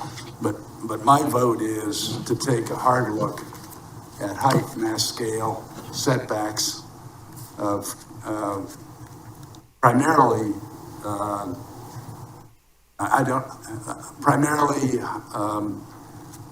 residential uses. I don't think we're going to get multi-story business office buildings. But how we accommodate the number of people that can be put in a high-rise building in the Coligny district, in other areas, I think is fraught with problems. Thank you. Mr. Alfred. Well, I generally think we should approach commercial in the way we agreed to approach single family. I note there are, on your page 41 list, there are 2 things at the bottom of each column. Visibility from the waterfront major corridors, that's a factor that I think needs to be taken into account for commercial. And I also think that the setback on the last bullet point on the right is also applicable. The farther back the building, the taller it can be. But otherwise, I'm in favor of approaching this generally as we are with the single family. Second. So a couple of things. Since 2018, according to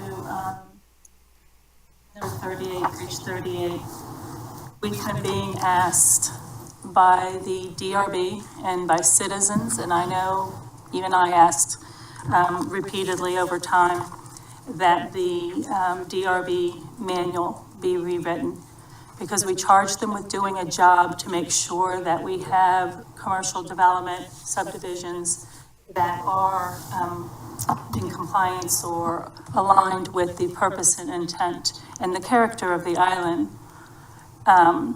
And we failed to give them that tool. So that's good 6 years that that's been going on.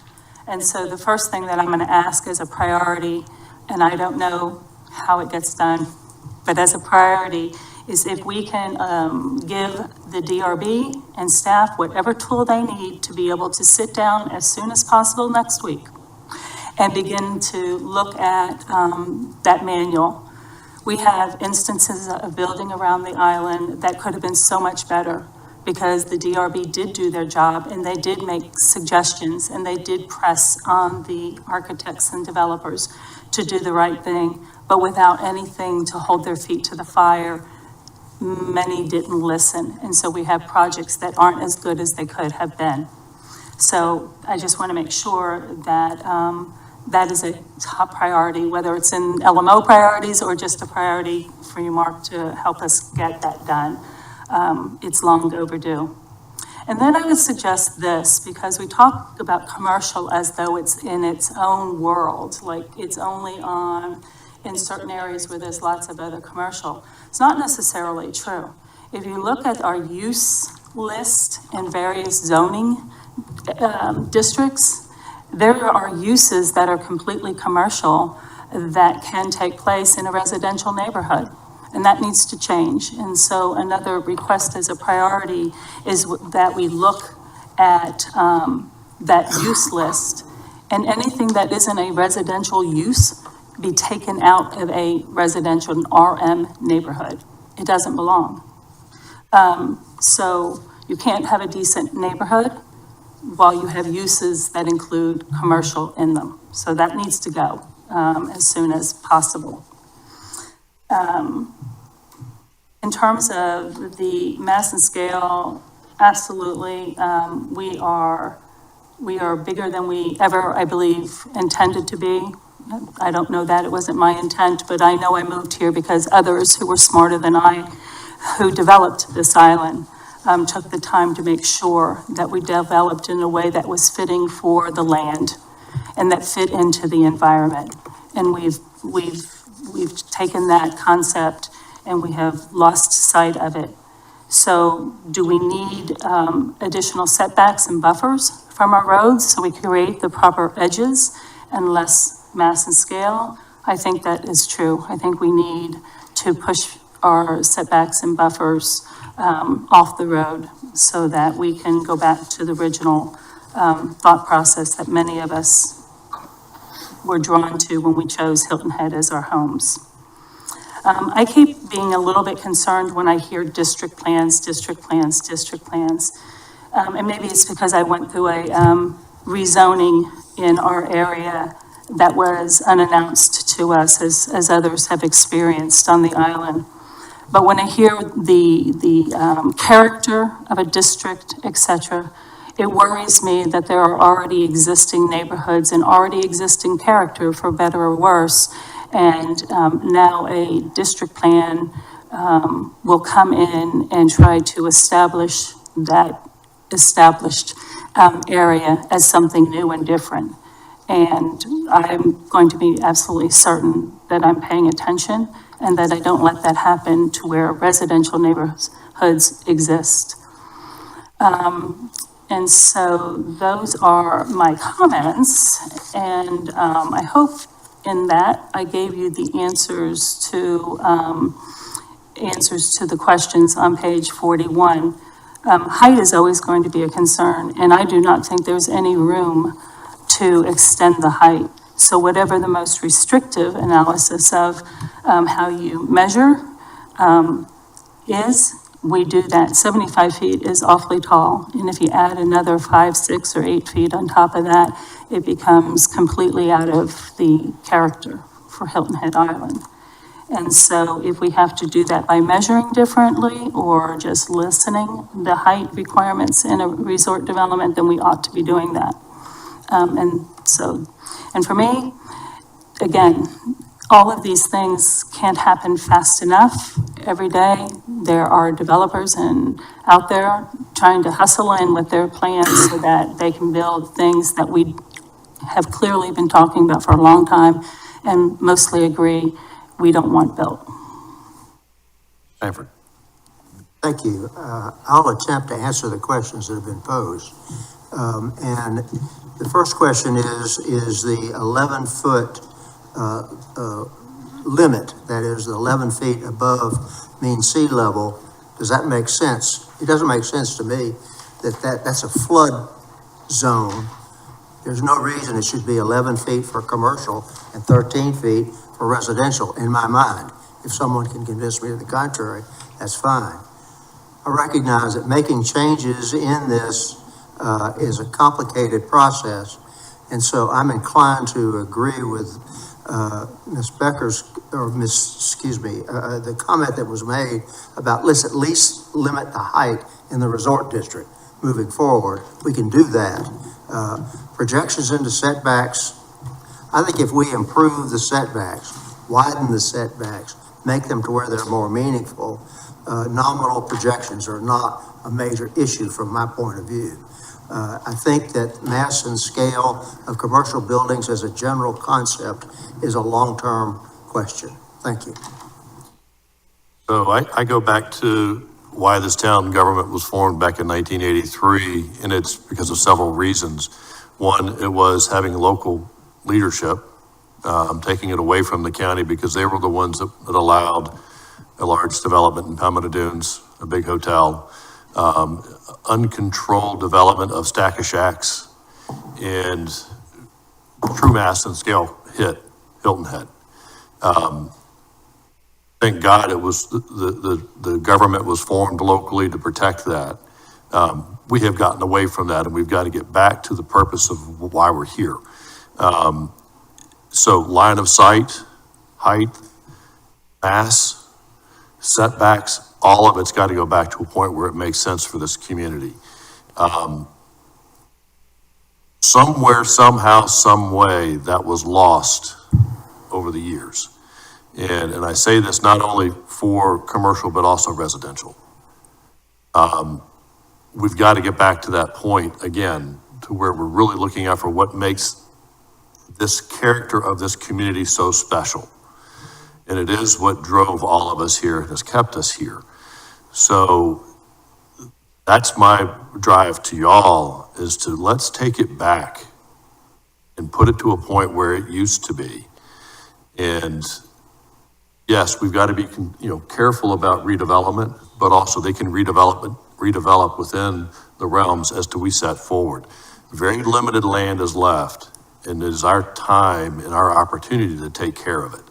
And if it is redevelopment, they can do it with the confines of what's there. So that's my direction to y'all. So with that said, public comment. Yes, ma'am.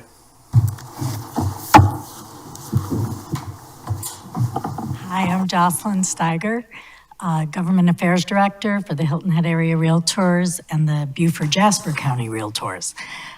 Just wanted to make a few comments in regards to this discussion.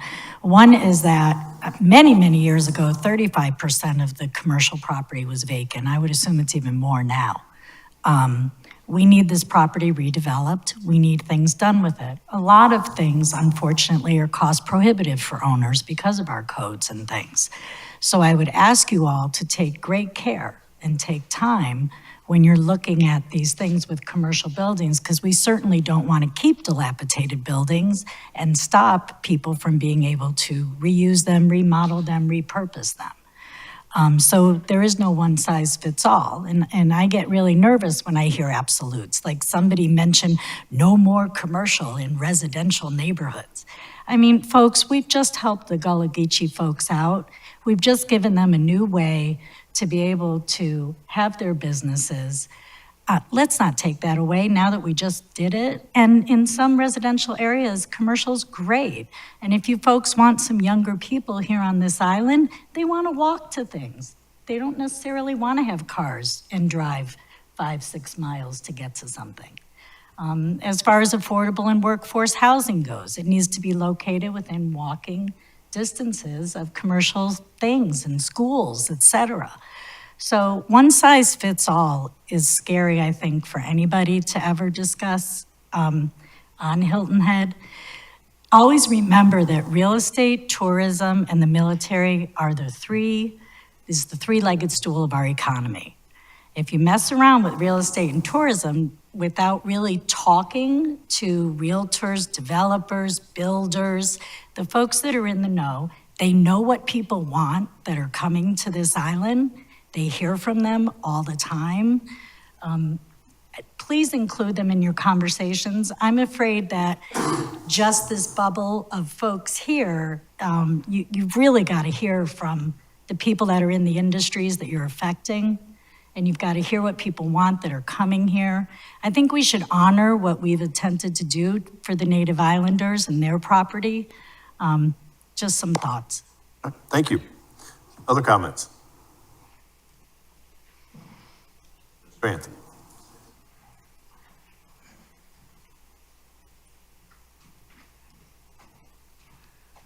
Well, obviously, kind of figures I'd probably disagree with Jocelyn a little bit.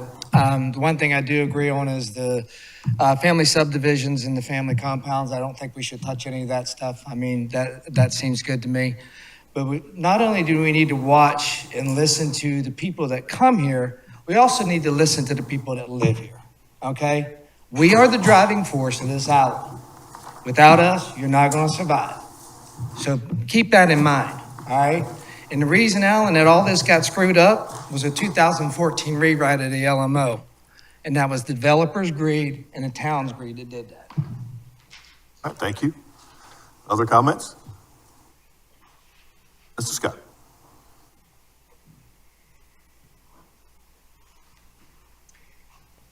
Yes, Taiwan Scott.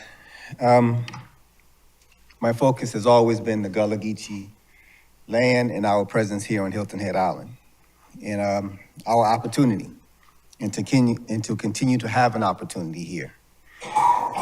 So when we talk about RD zoning and waterfront mixed-use zoning, have we spoke to the Gullah Geechee landowners who own property within those zones? Because it seems to me that everyone had an opportunity, other than Gullahs, to take advantage of those zones. So if we're talking about reducing, which may be fine, reducing land height or building heights, or making restrictions on these properties, are we gonna consider how that's gonna affect these property owners' property value? Are they gonna be compensated for that use or that height, that additional height opportunity? We should be considering that, because we've been here and we've been waiting for, again, opportunity.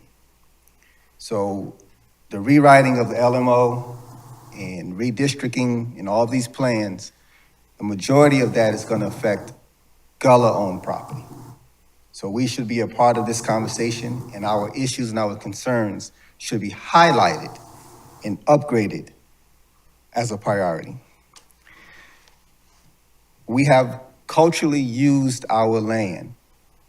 We lived and we had businesses on our property.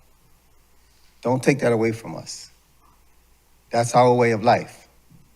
We want to continue to be here. So again, we caution the town on every step that they're taking that's going to affect our land, our use, and our culture. Thank you. Thank you. Any other comments? Ms. Pam.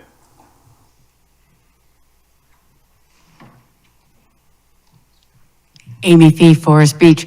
So Alan, I have to say, you must have gotten a copy of my email of why I'm running. Because I'm running because I want to protect our island home. I want to go back to our founding ethos of Hilton Head Island to our natural environment, the quality of life for residents. We all came here and were enchanted by Hilton Head Island, and that's why we're here. And we want to make sure that we hold on to that as best we can and achieve the balance for our residents, our tourists, and our commercial businesses. Thank you. Yep. Any other comments? Yes, ma'am.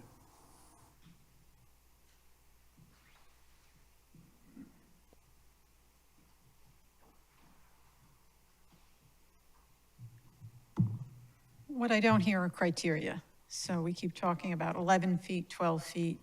If there are certain values you're taking into consideration, resilience, character of the neighborhood, it would be good to be able, as somebody from the public, to say that if you're going to make a change, that it excels in these criteria.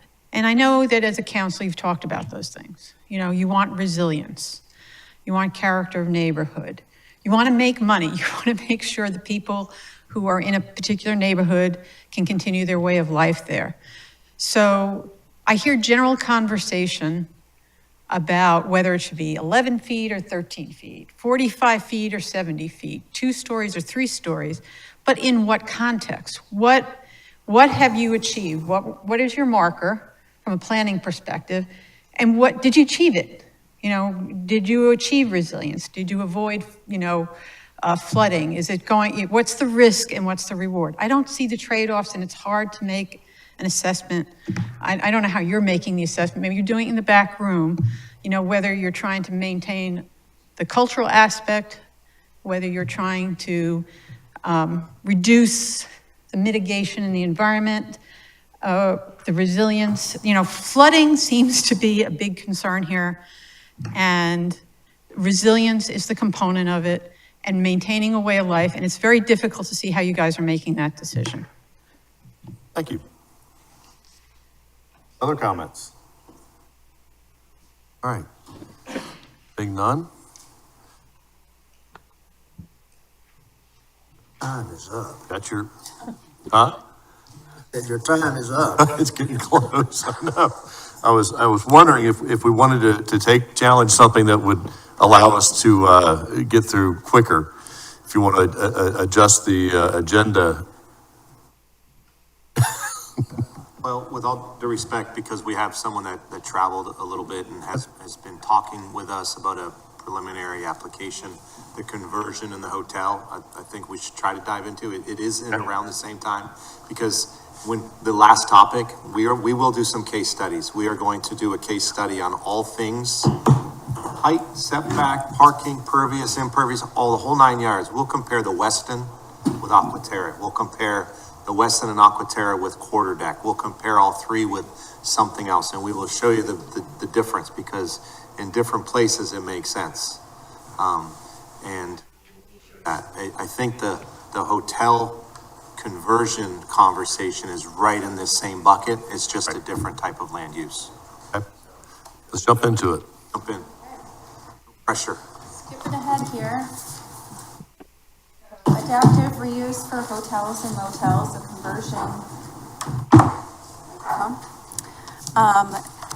So we have heard about adaptive reuse for hotels and motels, a conversion program, that there's a need for accessible and flexible housing that meets the needs of our community, that we have existing aging hotels and motels on our island that investors have inquired about converting to housing, but our commercial conversion requirements that we already allow do not allow for a 1-to-1 room to dwelling unit conversion ratio. Our existing commercial conversion requirements do not require open space or amenity space. The issues that we've summarized is that there is no allowance for that hotel conversion at a 1-to-1 conversion ratio. Adaptive reuse is a tool that is used for revitalizing underutilized or vacant properties and transforming them into valuable community assets. As far as a priority amendment recommendation, we're suggesting that we could create an adaptive reuse program that would allow hotel motel conversions into multifamily housing units, that these housing units would not be short-term rental properties, and that we would allow up to a 1-to-1 conversion from a motel hotel room to multifamily dwelling unit if certain criteria are met. And those criteria include that the unit shall meet minimum requirements for safe and sanitary dwelling units, including a kitchen, bathroom, storage space, and living space. That at least 6% of the building interior is communal space, 10% exterior common open space, and that the site can meet developer data standards to accommodate the use with the parking that's available on the site. We've heard a few things from council that a kitchen facility needs to be a requirement of the units, that the property be maintained at a certain level of care. An example was utilization of components of the International Property Maintenance Code, and that there are standards for that communal space to ensure that it's functional and serves a purpose for the residents that live there. Now, we do allow commercial conversions through our workforce housing commercial conversion program. However, those are based on this unit size chart. So commercial conversion for hotels and motels is currently allowed through this conversion program, and it's both for market rate conversion and workforce housing conversion, but it has to meet the minimum unit size chart on this table. So for market rate, your one bedroom would have to be a minimum of 800 square feet. And then if it was to include some workforce housing, you can have up to a 280 square feet micro efficiency, a studio at 400, and likewise throughout the chart. Then the conversion would have to meet the requirements that come with that workforce housing program. It's a workforce housing agreement and some covenants that are required by ordinance. So what this adaptive reuse program is offering a conversion that doesn't require some of those restrictions from that minimum unit size table. But it does add in some livability requirements with that communal space, interior and exterior, that our commercial conversion requirements or program does not allow or does not require currently. So the priority amendment is up before you, and we'd like to hear your comments. Okay, Ms. Bryson, I'm gonna start with you. Yes, yes, yes, and yes. Okay, Mr. Ames?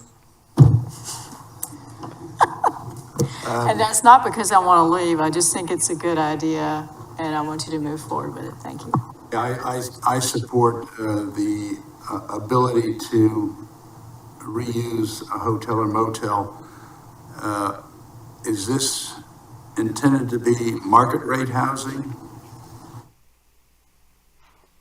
It could be. Based on the unit sizes, it's likely to be below market rate, but it does not have an area median income requirement as proposed.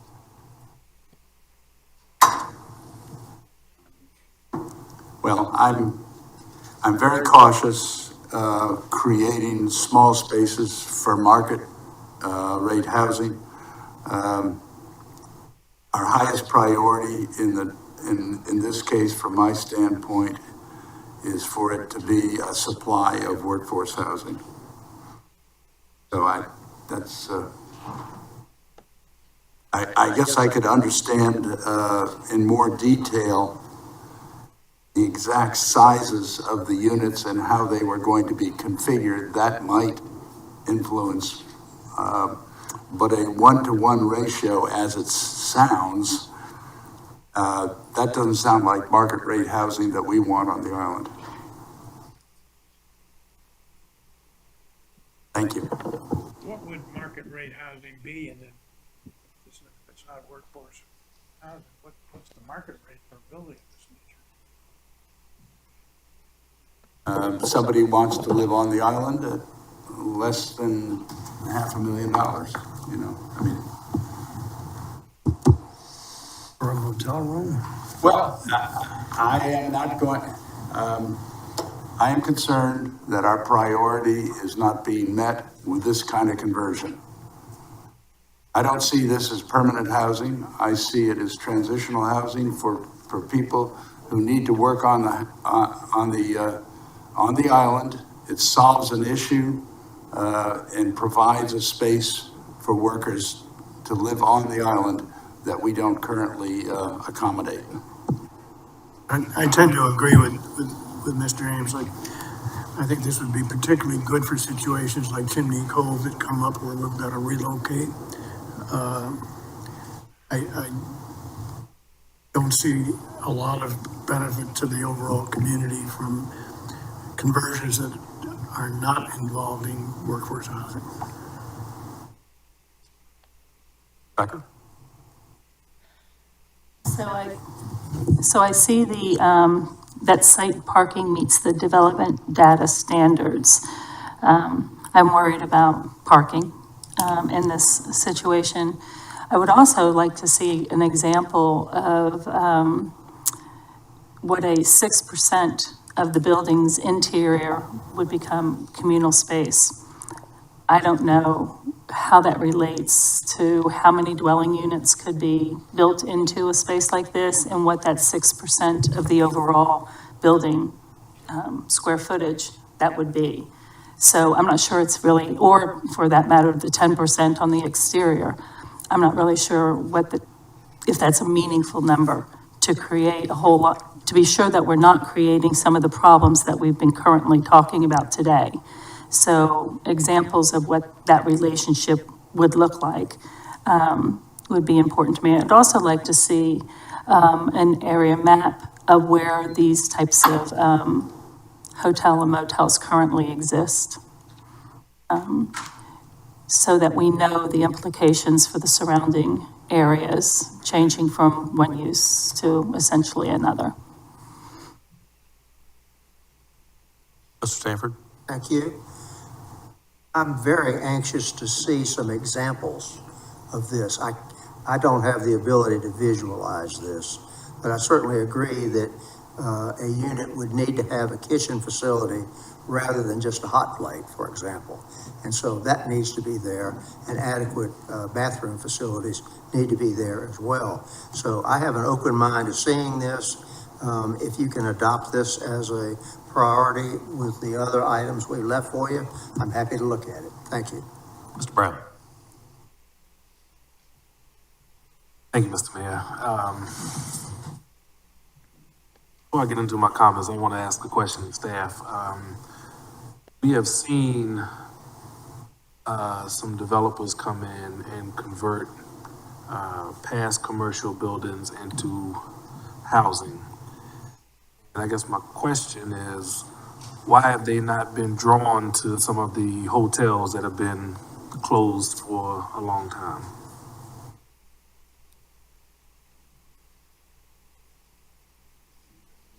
Okay. Well, I really can't speak to the, market dynamics that would come into play with, the requirements to do the adaptive reuse. I think when you're talking about a conversion, I think it has to be the right building that's at a certain standard for a commercial conversion from hotel motel to residential makes sense. So certain building codes are going to be a requirement for this change of use. And that level of analysis is what would happen on the development side. Okay. I'm struggling with this one because I think we need to be taking more into account our conditions and trends here, okay? Obviously, we're seeing a decline in some of the demand for hotels because of what the STRs have done, okay? So now we're left with these buildings and we need to figure out something to do with it.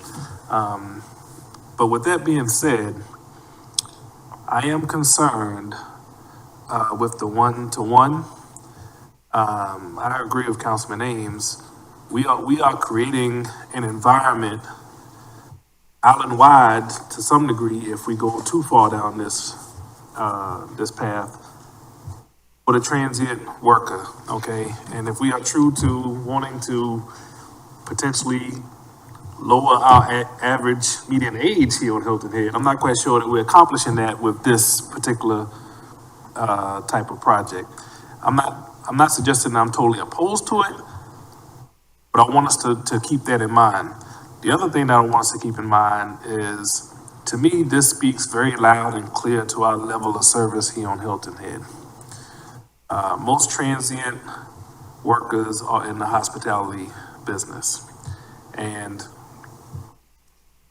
I would like to see better living conditions for those that are coming to work here versus packing as many as we can into a hotel, all right? I just don't think that that's what Hilton is about. And if we're asking folks to come here and work, then they need to have a quality of life as well.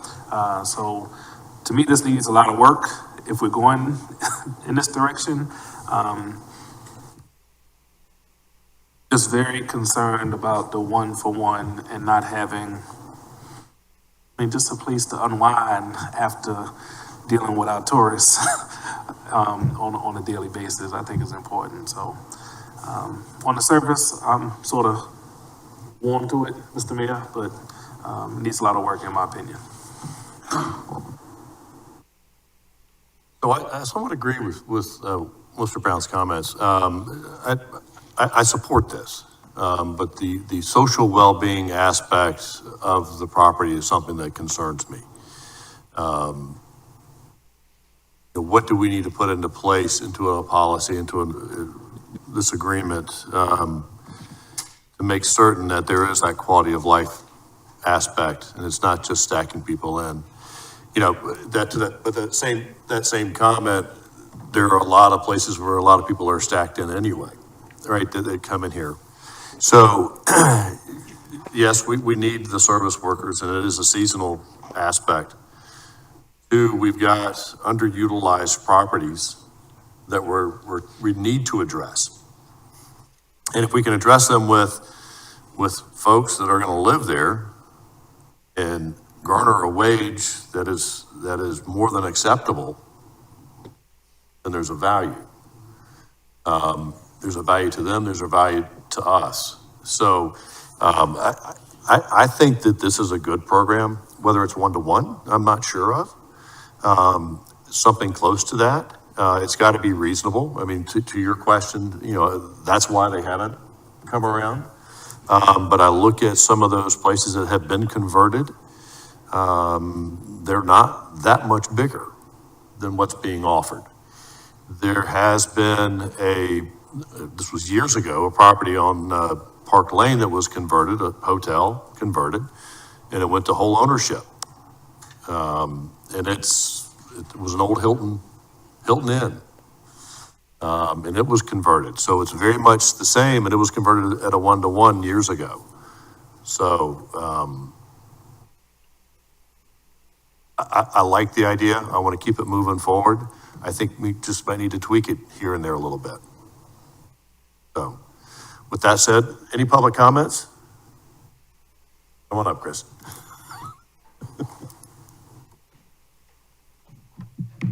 Chris Breen from Blue Hour Housing. Thank you all for taking the time to look at this today and for moving it up in the agenda for the schedule for coming in town. So we've really enjoyed working with the town on this these conversions. Blue Hour Housing is really focused on workforce housing, hospitality conversions across the U.S. We think there's a huge amount of opportunity to do this in Hilton Head. One specific project we're working on right now and looking to move on is a 120-unit property that would bring 120 workforce housing units to the community incredibly quickly. There's a well-paved path across the U.S. for hospitality conversions. These are being done in many areas throughout the country, including in Bluffton and close areas in island communities and other places as well. A lot of hotels right now are being used for the workforce without cooking facilities, without an ability to, live in living in substandard conditions. If we are going to turn a blind eye to where employees in the workforce on the island is currently working, I think that we should be really excited about the opportunity to convert hotels and to bring good standard living conditions for the workforce of the island. These units, as we view them, will all have kitchenette facilities in them with proper cooking facilities and refrigerators and microwaves and all the things you would expect in an apartment that's your own as well. So when I think about these projects and the projects we would bring to the island, it's units that do have cooking facilities, common areas that will have gyms and communal laundry facilities and bike storage and all the other things you would expect in an apartment community. Part of the reason why these projects have not been brought here so far is there are density restrictions. There are restrictions that, make it so that prices have to be so expensive for a unit that the project would never work out. We believe that these units we can bring to the island at an incredibly affordable price if you can allow for one-to-one density so that people can live on their own or live with one other person in these units instead of overcrowding as, we see in many of the 2, 3, 4 bedroom units where there's 10 plus, 15 plus people living in these units. So I think there's an incredible opportunity here. I fully agree with all the property maintenance standards and kitchen facilities and standards for communal spaces. That's hugely important to us and hugely important to incentivizing both domestic workforce and international workforce, which are hugely important parts of this community. We've been working with employers across the island, with the chamber, with a huge number of folks that are really excited for both their domestic and international workforce to be able to house them in an incredible place to live. So we've had a huge amount of excitement about it from many of the largest employers on the island and, in anecdotal conversations with other folks on the island. So we fully agree that this should be something that should be looked at and done in the right way. But we think there's a huge amount of opportunity here to provide really high quality housing for the workforce on the island. Thank you. Thank you, Chris. Any other comments? Mr. Babe. Oh, gosh, the last person. Maybe not. I think there's a pony in this pile. I don't know what it is really, but we have a lot of seasonal workers. They come in. I mean, one bike shop is 18 people. He's got to figure out where to put them. They come for the summer and then they leave. And then in the off season, we got some other seasonal workers who come in, and we have students perhaps that ought to be coming in going to USC. So there's a pony in the pile somehow, and they don't have to live with something that has a nice kitchen and then a nice toilet and a nice this. I mean, I look at my grandson who's in a room with 3 other people. It's about the size of this table. They get in there and they have some facilities downstairs where they cook and they do all their stuff, and they're very happy. They're very, very happy. So there's a pony in this pile. I just have to think it through and think differently a little bit. The seasonality that we can meet, and maybe the other people who are students, we need to figure out how to get them into some place when they come in the regular season to go to school at USC. Maybe we can put people in there, okay? Just a thought. Thank you. Any other comment? All right, seeing none. Missy, you got your marching orders on that one? Yes, we Okay. will do some case studies and analyses and look at those livability components. But yes, I heard that there is general agreement to continue drafting. Okay, great. So we got through 5 of the 12 today, which is pretty good. The others, the subdivision regulations we will bring back up in the major subdivision plan review process, or 2 of the more robust that we'll be addressing, and then the transportation impact analysis, common open space, tree protection sign regulations, and construction management standards. I'm not sure when we'll bring that up again. We'll have to find the time to do that, whether it is at a council meeting or if it is at another workshop, but we will figure that out so that the community has an opportunity to hear what's going on with all that. And with that being said, thank you for coming out today. Thank you all for being here, and have a great day. We are adjourned. The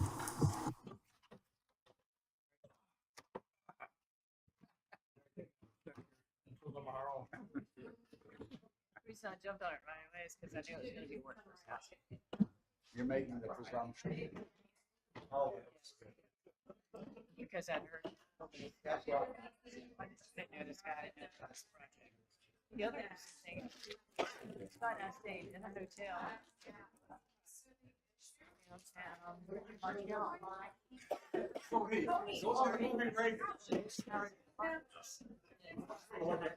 You were staying in work, it's like, very nice. Probably 2 for a large hotel suite. Bedroom area, full kitchen, the table. So to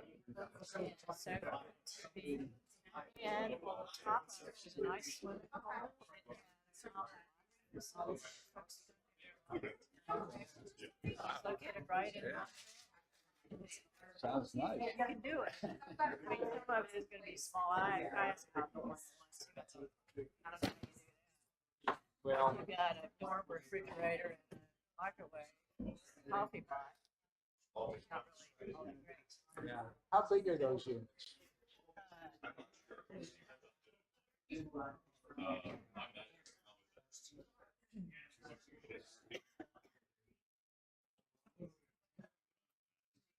Yeah, probably 225 or 240. I've been up to stay there. I was telling David about a hotel.